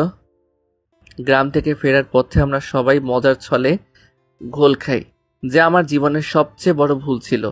সেই ভুল প্রতিনিয়ত কুড়ে কুড়ে খাচ্ছে আমাকে। দিন শেষে আমার মনে হয় আমি অপরাধী, আমার অপরাধের কোনো ক্ষমা নেই। এইটুকু বলে রুহান গ্লাসে রাখা শরবত খেয়ে নিল। মেহরিন স্পষ্ট বুঝতে পারছে রুহানের কণ্ঠ কেঁপে উঠেছে। মেহরিন বলল, তারপর কি হলো? তুমি কি এমন করলে তার জন্য নিজের কাছে নিজেই অপরাধী হয়ে আছো? খুন? মানে কি? মানে আমি খুন করেছি। হ্যাঁ, আমি একটা খুনি। আমার জন্য 2টা প্রাণ শেষ হয়ে গেছে। আর সেই খুনের ঘটনা ধামাচাপা দিতেই তাকিয়া আমাকে ব্ল্যাকমেইল করে আমার থেকে টাকা নেয়। রুহান প্লিজ হেয়ালি না করে বলো তারপর কি হয়েছিল? ঘোল খাওয়ার কারণে আমার মধ্যে অনেকটা নেশা প্রভাবিত হয়। শহরের মধ্যে প্রবেশ করতেই ফ্রেন্ড সার্কেলের সবাই যার যার গন্তব্যস্থলে নেমে যায়। আর তাকিয়ার বাসা আমার বাসার কাছাকাছি হওয়ায় তাকিয়া থেকে যায়। গাড়ি চলছিল আপন গতিতে। হঠাৎ আমার মাথা ঘোরাতে শুরু করে, চোখ মুখ ঝাপসা হয়ে আসে। অতিরিক্ত ঘোল খাওয়ার প্রভাবে একসময় জ্ঞান হারিয়ে ফেলি। কিন্তু আমার এইটুকু মনে আছে, জ্ঞান হারানোর আগে আমি বেসামালভাবে গাড়ি ড্রাইভ করছিলাম। আর হুট করে কালো রঙের একটা গাড়ি আমার গাড়ির সামনে চলে আসে। এরপর কি হয়েছিল আমি জানি না। জ্ঞান ফেরার পর তাকিয়া বলেছিল আমার জন্য নাকি ওই গাড়িতে থাকা 2টো প্রাণ শেষ হয়ে গেছিল। ঘটনার আকস্মিকতায় আমি অনেকটা ঘাবড়ে যাই।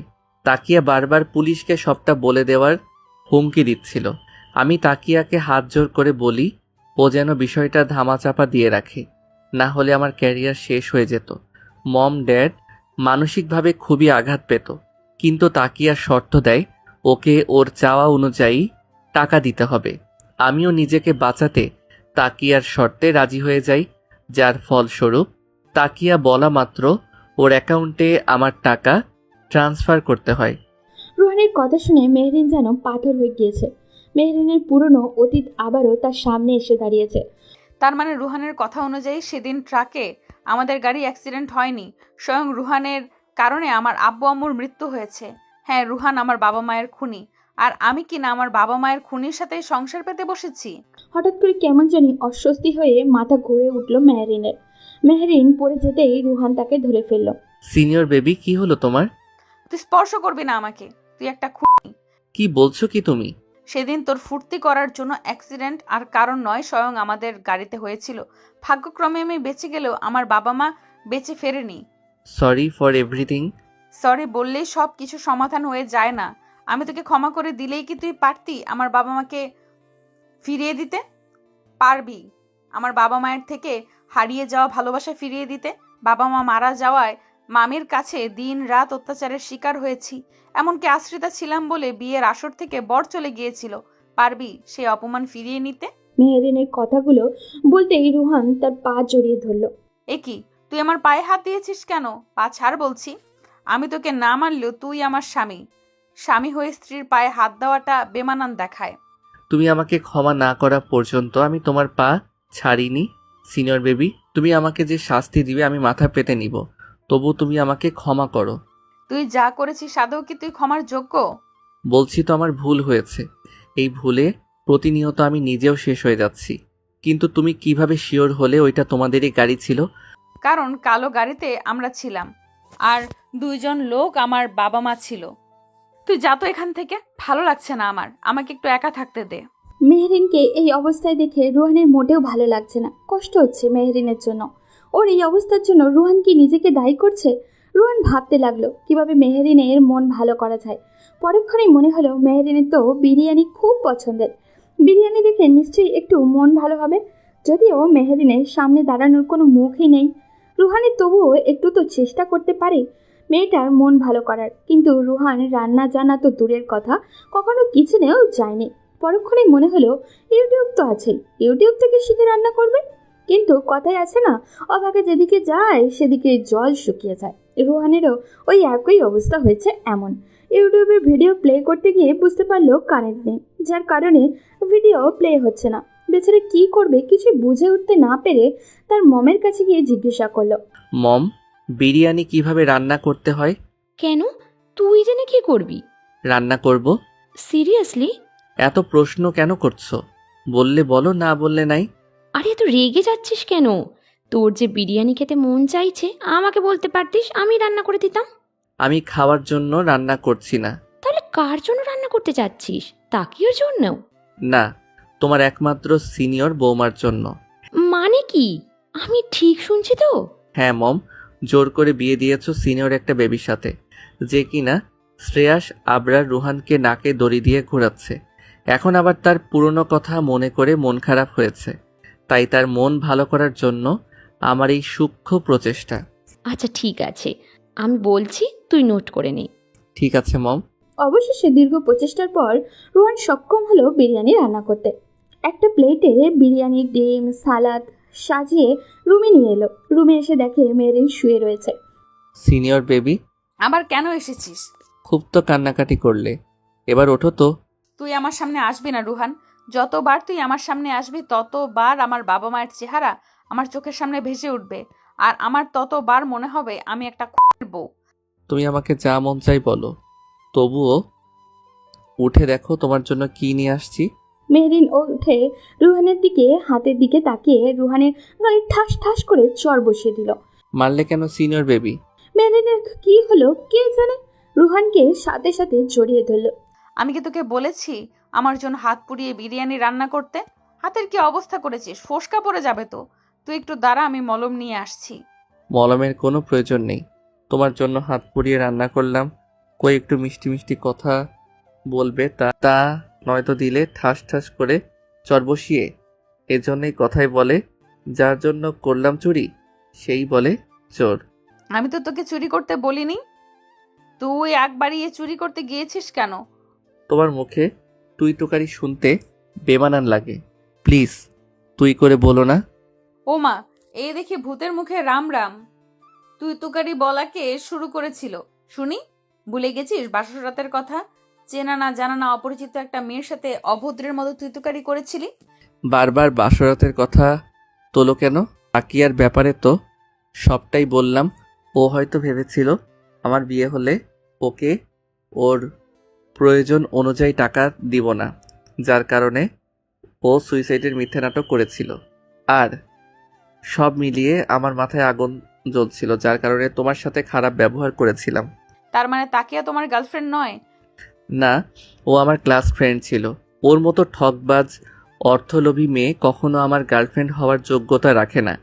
আমার প্রথম প্রেম, ভালো লাগা, ভালোবাসা সাইফাতুল মুনতাহা। যদিও আমি জানি না সে আমার সিনিয়র না জুনিয়র, কালো না ফর্সা, লম্বা না খাটো। ইনফ্যাক্ট তার সাথে কখনো আমার কথাও হয়নি। তাকে না দেখেই ভালোবেসেছি। যদিও তার মতো এত বড় একজন লেখিকা আমার মতো সাধারণ ছেলেকে ভালোবাসবে না, তবু তার অসাধারণ প্রতিভা, তার ব্যক্তিত্ব, তার আচরণ ব্যবহার আমাকে বাধ্য করেছে তাকে ভালোবাসতে। আমি জানি সব ভালোবাসা পূর্ণতা পায় না, তেমনি আমিও দূর থেকে তাকে ভালোবেসে যাব। তাহলে তুমি যে বলেছিলে তাকিয়া তোমার গার্লফ্রেন্ড, এমনকি আম্মুও বলেছিল। তাকিয়া সব জায়গাতেই ওকে আমার গার্লফ্রেন্ড বলে পরিচয় দিত, এমনকি আমাকেও বাধ্য করেছিল ওকে আমার গার্লফ্রেন্ডের পরিচয় দিতে। আমিও নিজেকে বাঁচাতে তাকিয়ার কথা অনুযায়ী চলতে বাধ্য হয়েছি।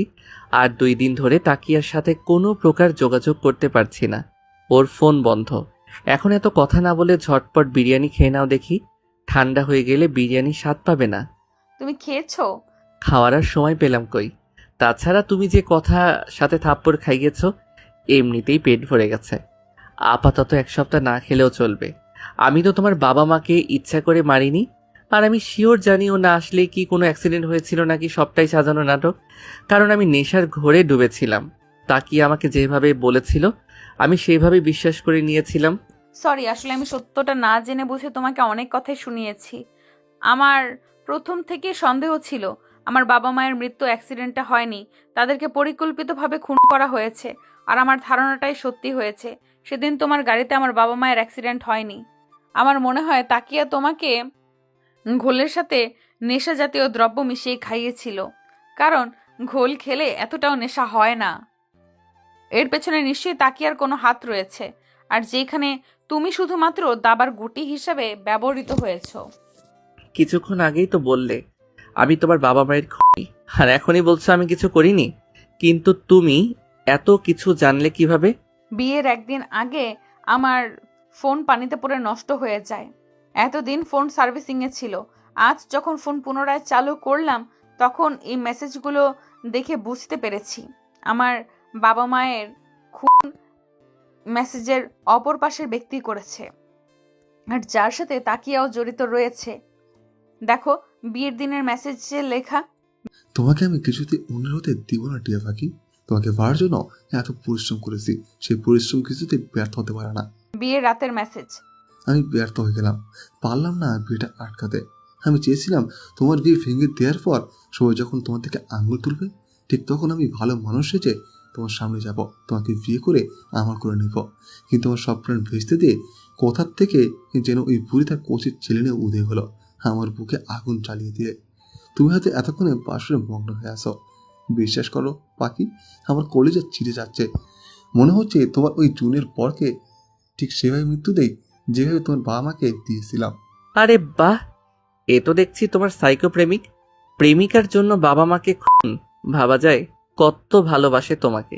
এ কি সিনিয়র বেবি, তুমি কান্না করছো কেন? আমি তো মজা করছিলাম। দেখো, যা হবার তা তো হয়ে গিয়েছে। আমরা এখন চাইলেও আঙ্কেল আন্টিকে ফিরিয়ে নিয়ে আসতে পারবো না, কিন্তু আঙ্কেল আন্টির খুনিকে বের করে ঠিক শাস্তি দিতে পারবো। তুমি চিন্তা করো না সিনিয়র বেবি, আমি আছি তোমার সাথে।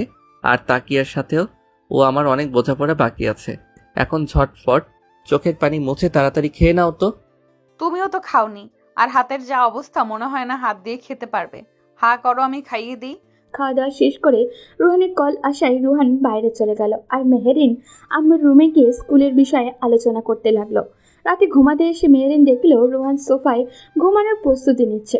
বিয়ের পরে দিন থেকে মেহেরিন রুহান একই রুমে থাকলেও একই বিছানায় থাকে না। মেহেরিন বিছানায় থাকে আর রুহান সোফাতে, কিন্তু এখন হালকা হালকা শীত শুরু হয়েছে। রুহানের সোফায় ঘুমাতে বেশ কষ্টকর হয়ে যাবে বুঝতে পেরে মেহেরিন রুহানকে বলল, রুহান, তুমি বিছানায় শুয়ে পড়ো, আমি বরং সামিয়ার কাছে বা অন্য কোনো রুমে ঘুমিয়ে পড়বো।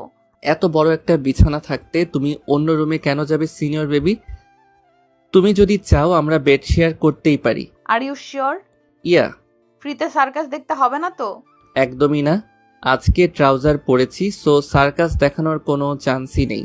ঠিক আছে, তুমি শুয়ে পড়ো। আগামীকাল আমার ফিনান্স ক্লাস আছে, আমি বইয়ের পাতায় একটু চোখ বুলিয়ে নিয়ে তারপর ঘুমাতে যাব। ঠিক আছে, গুড নাইট সিনিয়র বেবি। এই দাঁড়িয়ে যাও। আবার কি হলো সিনিয়র বেবি? তুমি যে শুতে যাচ্ছ, মশারি কে টানাবে? এতদিন তো তুমি টানিয়েছো, তাহলে আজ প্রশ্ন উঠছে কেন? এতদিন আমি বিছানায় একা ছিলাম, তাই মশারিও আমি টানিয়েছি। আজকে থেকে যেহেতু তুমিও থাকবে, তাই সপ্তাহে 4 দিন আমি মশারি টানাবো, আর বাকি 3 দিন তুমি টানাবে। সো তাড়াতাড়ি মশারি টানিয়ে শুয়ে পড়ো। আর হ্যাঁ, তোমার মুখে যেন আর কখনো সাইফাতুল মুনতাহা নামটা না শুনি। বিয়ে হয়েছে, এখন নজর ঠিক করতে শেখো প্রিয়। আমি নজর ঠিক করব, আর তুমি ওই সাইকোর সাথে ইটিস পিটিস করবে, তাই তো? What do you mean by ইটিস পিটিস? ওই সাইকোকে তো আমি ঠিক খুঁজে বের করব। আমার থেকে বাবা মাকে কেড়ে নিয়েছে, আমাকে এতিম বানিয়ে দিয়েছে। এত সহজে আমি ওকে ছেড়ে দেবো ভাবছো? কখনোই না। মেহেরিন সবে ফিনান্স বইটা চোখ বুলিয়ে হঠাৎ মেসেজে টুং শব্দে ধ্যান ভেঙে গেল। সেই সাইকোর নাম্বার থেকে একটা মেসেজ আর একটা ছবি এসেছে। ছবিটা স্পষ্ট দেখা যাচ্ছে না। মেসেজে লেখা ছিল, টিয়া পাখি, খুব শীঘ্রই তোমাকে আমার জন্য আবারও লাল শাড়ি পরতে হবে। তোমার আর আমার মাঝে কোনো থার্ড পার্সনকে আমি এলাও করবো না। তোমার এই জুনিয়র বয়েরও ঠিক এই ছবিটার মতো হাল করবো। মেহেরিনের হাত পা কাঁপছে। কি এমন ছবি হতে পারে? ফোনের স্ক্রিনে ছবিটা শো করার সাথে সাথেই এক পলক ছবির দিকে তাকিয়ে মেহেরিন এক চিৎকার দিয়ে অজ্ঞান হয়ে নিচে পড়ে গেল। রুহানের সবে মাত্র চোখ লেগে আসছিল। হঠাৎ মেহেরিন চিৎকারে তড়িঘড়ি করে উঠে দেখে মেহেরিন মেঝেতে অজ্ঞান অবস্থায় পড়ে রয়েছে। রুহান কি করবে বুঝে উঠতে পারছে না। এত রাতে মমকে ডাকাও ঠিক হবে না ভেবে নিজেই মেহেরিনের কাছে গেল। সিনিয়র বেবি, কি হলো তোমার? কিছুক্ষণ আগেও তো ভালো ছিলে, হঠাৎ কি হয়ে গেল? রুহান মেহেরিনের মুখে পানির ছিটা দিতে দিতে দিতে ভাবল, সিনেমায় দেখতাম নায়িকারা প্রেগনেন্ট হলে অজ্ঞান হয়ে পড়ে যেত। ও মাই গড, তার মানে কি সিনিয়র বেবি প্রেগনেন্ট হয়ে গেল? রুহানের এমন আকাশকুসুম ভাবনার মধ্যে মেহেরিনের জ্ঞান ফিরল। সিনিয়র বেবি, ঠিক আছো তুমি? কি হয়েছিল তোমার? হঠাৎ করে জ্ঞান হারালে কেন? কাটা হাত রুহান। কিসের কাটা হাত? আর কোথায়? ওই সাইকো একটা কাটা হাতের ছবি পাঠিয়েছে। আর ওই কাটা হাত আর কারণ নয়, স্বয়ং আমার আম্মুর অনামিকা আঙুলের যে আংটিটা দেখছো, এইটা আমার জমানো টাকা দিয়ে আম্মু আব্বুর বিবাহ বার্ষিকীতে আম্মুকে আমি গিফট করেছিলাম। আমার মনে আছে, আমরা যেদিন ট্যুরে যাওয়ার জন্য বের হয়েছিলাম, তখন আম্মু এই আংটিটা পরেছিল। এরপর মেহরিন আর কিছুই বলতে পারল না। বলার আগেই ওই সাইকোর নাম্বার থেকে কল আসলো। মেহরিন কল রিসিভ করতেই ফোনের অপর প্রান্ত থেকে মিহি একটা কণ্ঠস্বর ভেসে আসলো। হয়তো লোকটা ভয়েস চেঞ্জ করে কথা বলছে যাতে মেহরিন চিনতে না রিয়া পারে। কাকি, এতক্ষণ নিশ্চয়ই বুঝতে পেরেছ কাটা হাতটা আমার শাশুড়ির মানে তোমার আম্মুর। বিশ্বাস করো পাখি, আমি তোমার আব্বু আম্মুকে মারতে চাইনি, কিন্তু কি করতাম বলো? তাদেরকে বারবার বোঝানোর পরেও তারা বুঝতে চায়নি। তারা তো তোমাকে আমার হতে দিতেই চায়নি। তাই তো তাদের এই করুণ পরিস্থিতির শিকার হতে হলো। খুব শীঘ্রই তোমার এই জুনের পরেরও এমন অবস্থা হবে। তোমার আর আমার মাঝে যে আসবে তার ঠিক এই অবস্থাই হবে। কে আপনি? কাপুরুষের মতো লুকিয়ে রয়েছেন কেন? সাহস থাকলে সামনে এসে চোখে চোখ রেখে কথা বলুন। আমিও আপনার সাহস দেখতে চাই। উফ পাখি, তোমার সেই রাগ যে ঠিক আগের মতোই রয়ে গেছে। হ্যাঁ, আসবো তো পাখি, খুব শীঘ্রই তোমার সামনে আসবো। তবে বিয়ের শিরোনি মাথায় পাবি পরে, কিন্তু তার আগে তোমার জুনের পরকে তার নির্দিষ্ট জায়গায় পৌঁছে দিতে হবে তো। তোর সেই চা কখনোই পূরণ হবে না। রুহানের গায়ে হাত তোলা তো দূরের কথা, ওর দিকে তাকিয়ে দেখ। ট্রাস্ট মি, আমি তোর চোখ তুলে নিয়ে লাড্ডু খেলবো।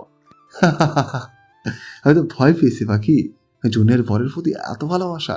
ও মা গো, টুরো লাভ। এটুকু বলে টুট টুট শব্দ করে কল কেটে গেল। সিনিয়র বেবি, কি এবার বলো তো, আমাকে ভালো টালো বেসে ফেললে নাকি? আমাকে মারার কথা বলতেই এত হাইপার হয়ে গেলে যে? মেহরিন রোহানের প্রশ্নের উত্তর না দিয়ে চুপচাপ গিয়ে বিছানায় শুয়ে পড়ল। সিনিয়র বেবি, কথা বলছো না কেন? শরীর খারাপ লাগছে? মমকে ডেকে দিব? তার কোনো প্রয়োজন নেই, তুমি শুয়ে পড়ো। রুহান যেন মুহূর্তের মধ্যেই বুঝদার হয়ে গেল। মেহরিন কি নিজের বুকে টেনে নিয়ে মাথায় বিলি কেটে দিতে লাগলো। মেহরিনও বাচ্চাদের মতো রুহানের বুকে গুটিসুটি মেরে পড়ে রইল। নিজের থেকে 2 বছরের জুনিয়র ছেলের বুকে তার পরম শান্তির জায়গা, একমাত্র আশ্রয়স্থল মনে হচ্ছে। কেটে গেছে 2 মাস। এই 2 মাসে রুহানের সাথে মেহরিনের সম্পর্ক একটু স্বাভাবিক হয়েছে। রুহান সবসময় চায় মেহরিনকে হাসি খুশি দেখতে, তাকে হুটহাট ফুচকা বিরিয়ানি রান্না করে সারপ্রাইজ দিতে। মেহরিনও চাইছে অন্য 5টা দম্পতির মতো স্বাভাবিকভাবে সংসার করতে, কিন্তু যতবারই রুহানের সাথে স্বাভাবিক হতে যায় ততবারই রুহানকে হারানোর ভয় জেঁকে বসে। এই সাইকোটাকে এই 2 মাসে 1012 চেষ্টা করেছে খোঁজার, কিন্তু ফলাফল শূন্য। খুবই চতুর একটা লোক ওই সাইকোটা। যে নাম্বার দিয়ে মেহরিনকে ফোন করে মেসেজ করে সেই সিমটা কার্ডটা রেজিস্টার করা নয়, যার কারণে লোকেশন ও ট্রেস করাও যাচ্ছে না। তবুও মেহরিন রুহান চেষ্টা করছে খুব শীঘ্রই সাইকোটার পর্ব শেষ করে তাদের অপূর্ণ ভালোবাসার পূর্ণতা দেওয়ার জন্য। রুহান ও মেহরিন দুজনকে এই 2 মাসে ভালোবেসে ফেলেছে। একে অপরের প্রতি কেয়ারিং, মজা, খুনসুটি, ঝগড়ার মাঝেও কখন যে দুজনকে ভালোবেসে ফেলেছে কেউই বুঝতেই পারেনি। কিন্তু কোনো এক অজানা কারণে কেউ কাউকে তাদের ভালোবাসার কথা জানাতে পারছে না। ডিসেম্বর মাসে শুরু হয়েছে, সেই সাথে শুরু হয়েছে মেহরিনের স্কুলের পরীক্ষা। আজ মেহরিনের পরীক্ষা হলে ডিউটি রয়েছে। আম্মুর একটু শরীর খারাপ থাকার কারণে মেহরিন ফজরের নামাজ শেষ করেই কিচেনে চলে গিয়েছে সকালের নাস্তা রেডি করার জন্য। অবশ্য সামিরাও এসেছে মেহরিনকে রান্নার কাজে হেল্প করার জন্য। কারোর মুখে কোনো কথা নেই, দুজনের মতো কাজ করছে। নীরবতা ভেঙে সামিরা বলল, আপু, একটা কথা বলবো? হ্যাঁ বল। আই মিন লাভ আপু। হোয়াট? এইটুকু বয়সে লাভ? তো কে সেই ভাগ্যবান পুরুষ যে কিনা এতটুকু বয়সে আমার ননদের মন হরণ করে নিল? Minhaj sir. Have you gone mad? Minhaj sir আর তোমার বয়সের পার্থক্য জানো? ভালোবাসা কখনো বয়স দেখে হয় না আপু। ভাইয়া ও তো তোমার 2 বছরের জুনিয়র, কিন্তু আমি তোমার চোখে ভাইয়ার জন্য অসীম ভালোবাসা দেখেছি। আমার সাথে তোমার তুলনা করছো কেন সামিরা? মিনহাজ স্যার তোমার টিচার হয়, তুমি কিভাবে পারলে ছাত্রী হয়ে টিচারের প্রেমে পড়তে? তাছাড়া আম্মু কখনো এই সম্পর্ক মেনে নিবে না। একই স্কুলের শাশুড়ি, জামাই, বৌমা, ব্যাপারটা কেমন দৃষ্টিকটু দেখায়। আম্মু তো কিছুদিন পরেই অবসরে চলে যাবে। আমারও এসএসসি পরীক্ষা শেষ হলে আমি এই স্কুল থেকে চলে আসব। তখন তো আমাদের টিচার স্টুডেন্ট সম্পর্ক থাকবে না। আমি তো তোমার কাছে এতদিন কিচ্ছু চাইনি। প্লিজ আপু, আমার এই চাওয়াটুকু পূরণ করো। ঠিক আছে, দেখছি আমি কি করা যায়। লাভ ইউ আপু। Love you two. মেহরিন রান্নার পর্ব শেষ করে সকাল সকাল নাস্তা সেরে স্কুলে যাওয়ার জন্য রেডি হচ্ছে। এমন সময় রুহান এসে মেহরিনকে পিছন থেকে জড়িয়ে ধরে। ব্যাপারটা মেহরিনের এনজয় করলেও রুহানকে বুঝতে না দিয়ে গরম চোখে বলল, রুহান, কি শুরু করেছো? দেখেছো তো রেডি হচ্ছি। ইদানিং তোমার খুব সাহস বেড়েছে, তাই না? আমি যে তোমার সিনিয়র, এটা কি ভুলে গিয়েছো? সিনিয়র হও বা জুনিয়র হও, তুমি আমার বিয়ে করা বউ। আমার অধিকার আছে তোমাকে হাক করার। আমি আমার বউকে হাক করছি, অন্য কাউকে তো করিনি। কি আর করব বলো, ঘরে এত সুন্দরী বউ দেখলে শুধু আদর করতে মন চায়। অবশ্য তুমি যদি চাও সাইফাতুল মুনতাহাকে পটিয়ে তার সাথে। রোহান বাকি কথাটুকু সম্পূর্ণ করতে পারল না, তার আগেই মেহরিন রোহানের গাল চেপে ধরে বলল, আর একবার যদি তোমার মুখে সাইফাতুল মুনতাহা নাম শুনেছি, তোমার ঠ্যাং ভেঙে রুমে বসিয়ে রাখবো বলে দিলাম। তাহলে ভালোবাসি কথাটা বলে দাও। সব কথা বলে না হৃদয়, কিছু কথা বুঝে নিতে হয়। তাহলে কি ধরে নিব তুমি আমাকে ভালোবাসো সিনিয়র বেবি? মেহরিন কোনো রেসপন্স না করে স্কুলের উদ্দেশ্যে রওনা দিল। 10টা থেকে পরীক্ষা শুরু হবে, কিন্তু খাতায় ফর্মালিটি পূরণ করার জন্য 9:45-এর সময় খাতা দিয়ে দেওয়া হয়েছে। যথারীতি 10টা থেকে 1টা পর্যন্ত ডিউটি শেষ করে অনেক ক্লান্ত থাকায় ক্যান্টিনে চলে গেছে। কিন্তু মেহরিন ক্যান্টিনে গিয়ে এতদিন পরে আবারও তাকিয়ার দেখা পাবে ভাবতেই পারেনি। আর আশ্চর্য করা বিষয় হলো তাকিয়ার সাথে একটা হুডি পরা লোক রয়েছে। যদিও এখন ডিসেম্বর মাস, তবুও শীতের তেমন তীব্রতা নেই। সারাক্ষণ হুডি পরে চোখ মুখ ঢেকে রাখার মতো শীত এখনও আসেনি। তাহলে কি এই হুডি পরার লোকটা কি কোনোভাবে নিজেকে আড়াল করতে চাইছে? মেহরিন ভাবতে লাগলো, এই লোকটাই সেই সাইকো নয় তো, যাকে 2 মাস ধরে খুঁজে চলেছে? কে হতে পারে এই সাইকো লোকটা? রুহান, কি হচ্ছে? কি শুরু করেছো? আমাকে রান্না করতে দিবে নাকি গরম কুত্তির ছ্যাঁকা দিব? তোমার যা ইচ্ছে করো, তবুও আজ তোমাকে ছাড়ছি না আমি। আর কত পালাই পালাই করবে আমার থেকে? মম কি বলেছে শোনেনই? তার চাকরি জীবন থেকে অবসরে গেছেন, এখন তার একজন খেলার সাথী প্রয়োজন। এই মুহূর্তে তার নাতি নাতনি লাগবে। আমি কিন্তু আজ তোমার কোনো অজুহাত শুনবো না। এতদিন তোমার কাছাকাছি গেলেই ওই সাইকোটার অজুহাত দিয়েছ, কিন্তু এখন তো ওই সাইকোটা 14 শিকের ভাত খাচ্ছে। সত্যি তোমার বুদ্ধির প্রশংসা করতে হয় সিনিয়র বেবি। তুমি শিক্ষিকা না হয়ে গোয়েন্দা হলে ভালো হতো, এক তুড়িতে সব কেস সলভ করে দিতে পারতে। সেদিন তোমার বুদ্ধির জন্যই ওই সাইকো সহ তাকিয়া আজ জেলের ভাত খাচ্ছে। সেদিন ক্যান্টিনে তাকিয়ার সাথে ওই হুডি পরা লোক দেখে আমার প্রথম থেকেই সন্দেহ হয়েছিল যে এই সেই সাইকো লোকটা। পরে দুইজনের মধ্যে কথা কাটাকাটি দেখে আমার সন্দেহ গাঢ় হয়। আমি আরেকটু এগিয়ে গিয়ে শুনতে পেলাম তাকিয়া ওই হুডি পরা লোককে বলছে, আসলে তুমি কখনোই আমাকে ভালোবাসোনি, দিনের পর দিন আমাকে ব্যবহার করে এসেছো। শুধুমাত্র তোমার কথাই আমি সেদিন রোহানের ঘোলের মধ্যে নেশাদ্রব্য জিনিস মিশিয়েছি, ওকে জোর করে খাইয়েছিলাম। ওর গাড়ি অ্যাক্সিডেন্ট না হওয়ার পরেও দিনের পর দিন ওকে ব্ল্যাকমেল করে ওর থেকে হাজার হাজার টাকা নিয়ে তোমাকে দিয়েছি। দেখো, আমার বিয়ে হয়েছে তো কি হয়েছে? তুমি বললে আমি এক্ষুনি রিহানকে ডিভোর্স দিয়ে দিব, তারপর আমরা দুজন নতুন করে সংসার শুরু করব। পাগল হয়ে গেছো তুমি। তুমি ভেবেছো আমি এত কিছু করেছি তোমাকে বিয়ে করার জন্য? নো ড্যার, আমার কাছে তুমি শুধুমাত্র একটা দাবার গুটি ছিলে আমার ভালোবাসার কাছে পৌঁছানোর জন্য। এখন শুধু ওই জুনিয়রকে শেষ করতে পারলেই আমার রাস্তা ক্লিয়ার। আমি থাকতেই তোমার চাও কখনোই পূরণ হবে না। তুমি কি ভেবেছো এই তাকিয়ার সাথে ছলনা করে পার পেয়ে যাবে? তুমি আমার না মানে কারোরই না। তুমি এতদিন যে যে অপকর্ম করেছো, মেহরিনের বাবা মাকে মেরেছো, এর সব প্রমাণ আমার কাছে আছে। আমি এক্ষুনি সেসব প্রমাণ পুলিশের হাতে তুলে দিব। আপনাদের আর কষ্ট করে পুলিশের কাছে যেতে হবে না ম্যাডাম, আমরা নিজেরাই আপনাদেরকে নিতে চলে এসেছি। পুলিশ থেকে তাকিয়া আর ওই হুডি পরা লোকটা চমকে উঠে বলল, আপনারা এখানে?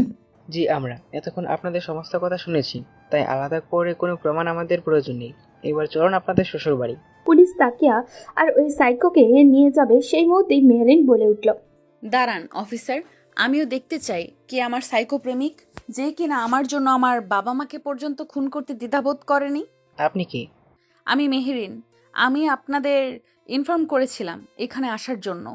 ঠিক আছে ম্যাডাম, অনেক অনেক ধন্যবাদ আপনাকে, বিশেষ করে ভিডিও ক্লিপটা আমাদের দেওয়ার জন্য। ইটস ওকে, আপনারা বরং আমার একতরফা সাইকো প্রেমিকের হুডিটা একটু তুলে দিন। আমার অনেক দিনের ইচ্ছা তাকে দেখার। অতঃপর একজন পুলিশ অফিসার ওই সাইকোটার হুডি সরাতেই পরিচয়ে একটা মুখ দেখে থমকে গেল মেহরিন। মেহরিন মুখ থেকে আপনা আপনি বেরিয়ে গেল, মিনহাজ স্যার আপনি? হ্যাঁ মেহরিন, আমি।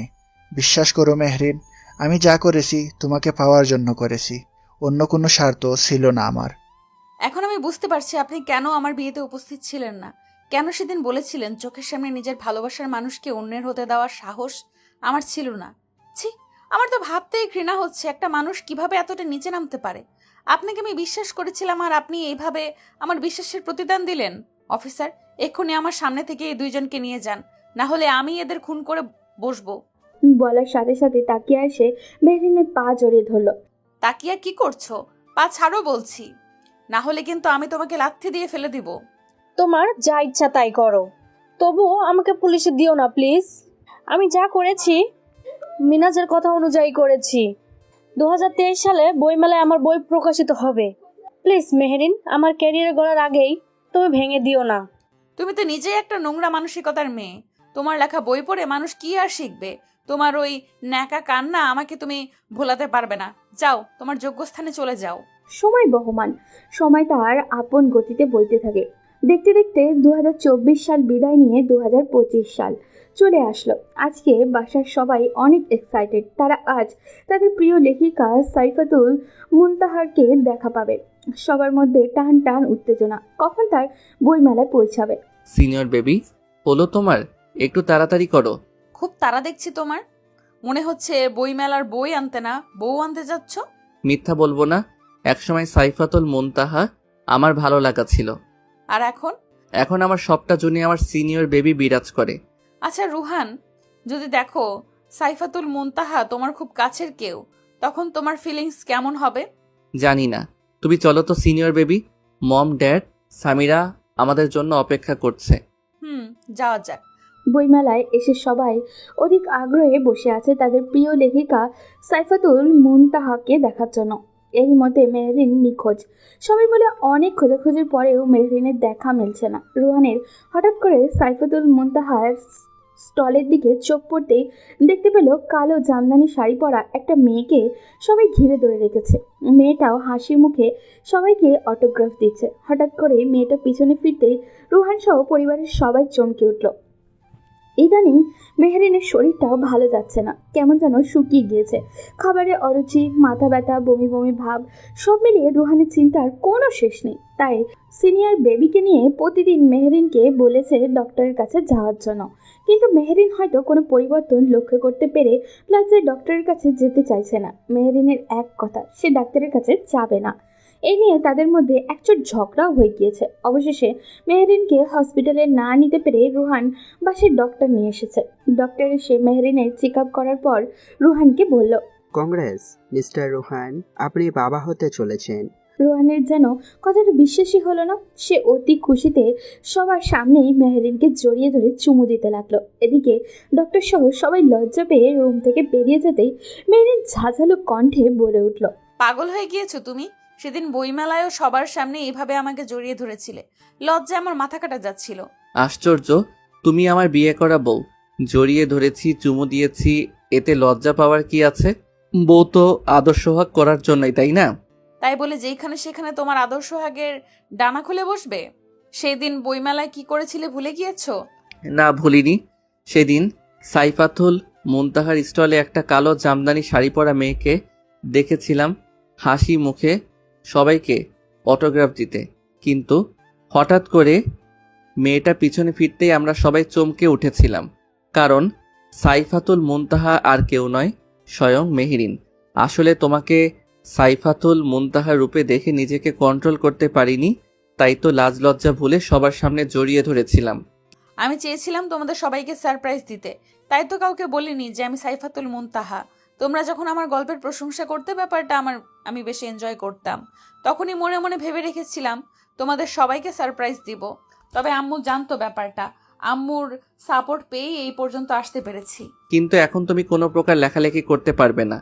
লেখালেখি করতে গেলে মাথায় প্রেশার দিতে হবে। আমি তোমাকে নিয়ে বিন্দুমাত্র রিস্ক নিতে চাচ্ছি না। আর এখন থেকে তুমি স্কুলেও যেতে পারবে না। চাকরিটা করছো না তুমি? বাসা থেকে স্কুলে জার্নি করে যাওয়া, সারাদিন স্টুডেন্টদের সাথে বকবক করতে গেলে তুমি অসুস্থ হয়ে পড়বে। তোমার জুনিয়র বর যথেষ্ট টাকা ইনকাম করে, তার ইনকামের টাকা দিয়ে তোমার মতো 4টা বউয়ের ভরণ পোষণ চালাতে পারবে। তাই তোমার চাকরির কোনো প্রয়োজন নেই। কাল থেকে স্কুলে যাচ্ছ না তুমি, এটাই ফাইনাল। রুহান, তুমি বাচ্চাদের মতো করছো কেন? সবে মাত্র কনসিভ হয়েছে, এখনই আমি বাবু সেজে ঘরে বসে থাকবো? মনে হচ্ছে পৃথিবীতে এই প্রথম আমি মা হতে চলেছি। আর কোনো মেয়ে মা হয়নি। মেহেরিনের কথা শুনে রুহান ওর হাত দুটো নিজের হাতের মুঠোয় নিয়ে চুমু দিয়ে বলল, সিনিয়র বেবি, তুমি নিজেও জানো না আজকে আমি কতটা খুশি হয়েছি। পৃথিবীতে একটা ছেলের সব থেকে সুন্দর অনুভূতি কি জানো?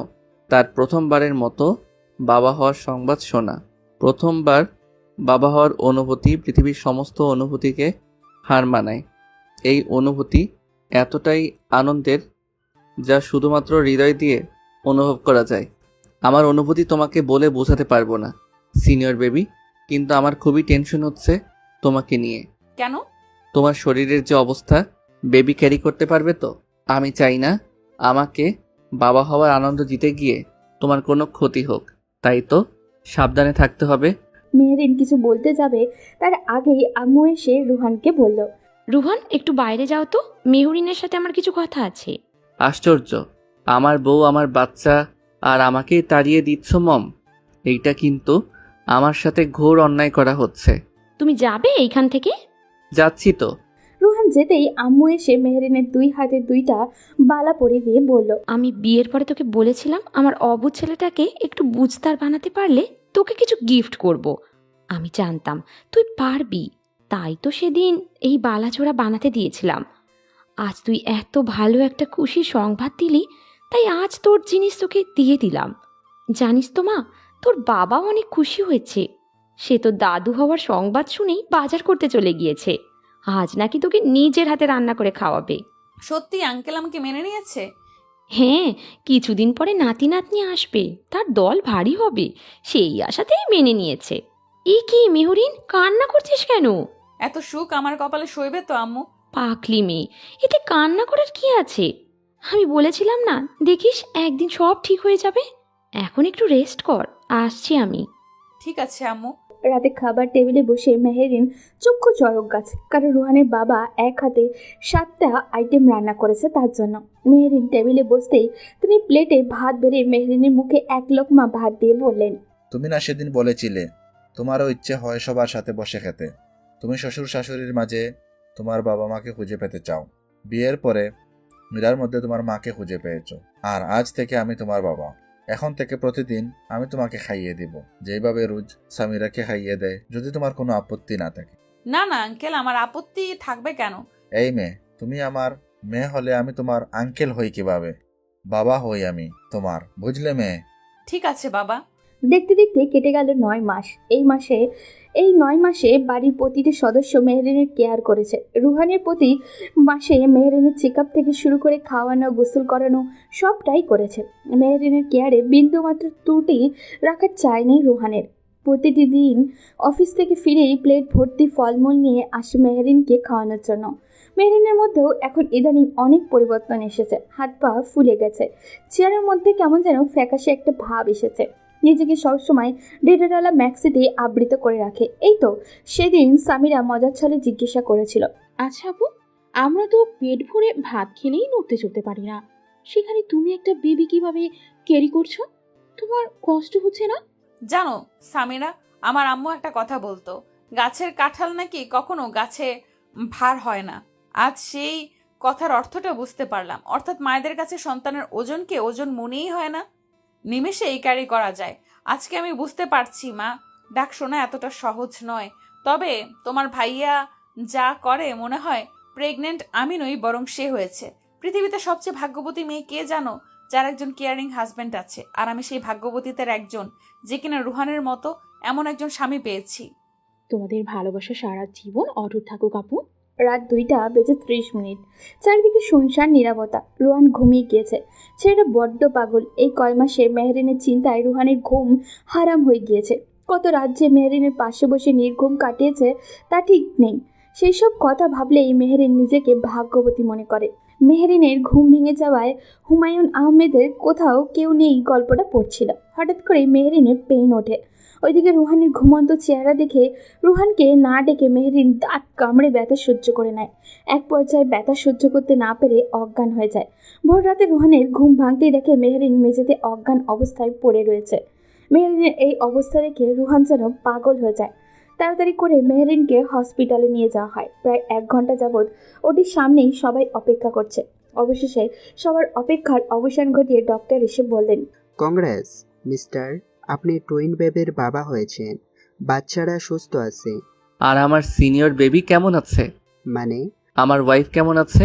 সরি মিস্টার, তার অবস্থা খুবই ক্রিটিক্যাল। আপনারা রোগীকে অনেক দেরি করে হসপিটালে নিয়ে এসেছেন।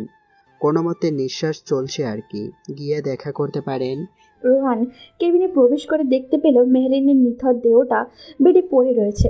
মেহরিনকে এই অবস্থায় দেখে রোহানের কলিজা মোচড় দিয়ে উঠল। রোহানকে দেখে মেহরিন কাঁপা কাঁপা কণ্ঠে বলল, রুহান দেখো, তোমার ইচ্ছে পূরণ হয়েছে, আমাদের টুইন মেয়ে হয়েছে। তুমি আমার মেয়েদের দেখে রেখো। তোমার সাথে আমার আর পথ চলা হলো না রোহান, আমাদের ভালোবাসা এখানেই শেষ হয়ে গেল। না সিনিয়র বেবি, আমাদের ভালোবাসা এখানেই শেষ নয়, তোমার সাথে আরো পথ চলা বাকি আমার। তোমার কিছু হবে না সিনিয়র বেবি, আমি কিছু হতে দিব না তোমার। রুহান শেষবারের মতো আমাকে একটু জড়িয়ে ধরবে? শেষবারের মতো একবার সিনিয়র বেবি বলে ডাক দিবে? তোমার মুখে সিনিয়র বেবি শব্দটা শুনতে যে আমার বড্ড ভালো লাগে। রোহান মেহরিনকে জড়িয়ে ধরতেই মেহরিনের দুই চোখের পাতা এক হয়ে গেল, নিঃশ্বাস চলাচল বন্ধ হয়ে গেল। ডক্টর এসে মেহরিনের পালস চেক করে বলল, শি ইজ নো মোর। বাবা বাবা, কি হয়েছে আমার রাজকন্যাদের? তোমার সিনিয়র বেবি মেরেছে আমাদের। সিনিয়র বেবির খুব সাহস বেড়ে গিয়েছে। তোমরা দাদুর কাছে যাও এক্ষুনি, আমি সিনিয়র বেবিকে বকে দিচ্ছি। না, আমাদের সামনে বকা দাও। তোমাদের সামনে বকা দেওয়া যাবে না সোনা, তোমরা দাদুর কাছে যাও, আমি ঠিক সিনিয়র বেবিকে বকে দিব। বাপ বেটে না মিলে আমার নামে কি অপবাদ দেওয়া হচ্ছে শুনি? সিনিয়র বেবি, তুমি আমার রাজকন্যাদের মেরেছো কেন? তোমার মেয়েরা কি করেছে জানো? বাবা নামাজ পড়তে বসেছে আর তোমার গুণধর মেয়েরা তার পিঠের উপরে উঠে বসে রয়েছে। একেবারে হয়েছে তোমার মতো। বাবা ভালো হলে তার মেয়েরাও ভালো হতো, আর আমার হয়েছে যত জ্বালা। এইদিকে দুইটা মেয়েকে সামলাতে হবে, আবার অন্যদিকে তাদের বাবাকেও সামলাতে হবে। এই 5 বছরেও তোমার কোনো পরিবর্তন হলো না রুহান, সেই আগের মতো বাচ্চাটাই রয়ে গিয়েছ, অথচ নিজেই এখন 2 বাচ্চার বাপ। 2 বাচ্চার বাপ হলেও ভালোবাসা কিন্তু আগের মতোই রয়েছে, সারা জীবন এমনই থাকবে। হ্যাঁ, জানা আছে তোমার ভালোবাসার নমুনা। 5 বছর আগে একটা দুঃস্বপ্ন দেখেছিলে, আমি মারা গিয়েছি। 5 বছর আগের একটা দুঃস্বপ্ন, অথচ এখনো সেই স্বপ্নের কথা মনে পড়লে আমাকে হারানোর ভয়ে চোখে পানি ফেলে একাকার করে দাও। তুমি কি ভেবেছিলে আমাদের ভালোবাসা শেষ হয়ে যাবে? জি না মিস্টার, আমাদের ভালোবাসা এখানেই শেষ নয়।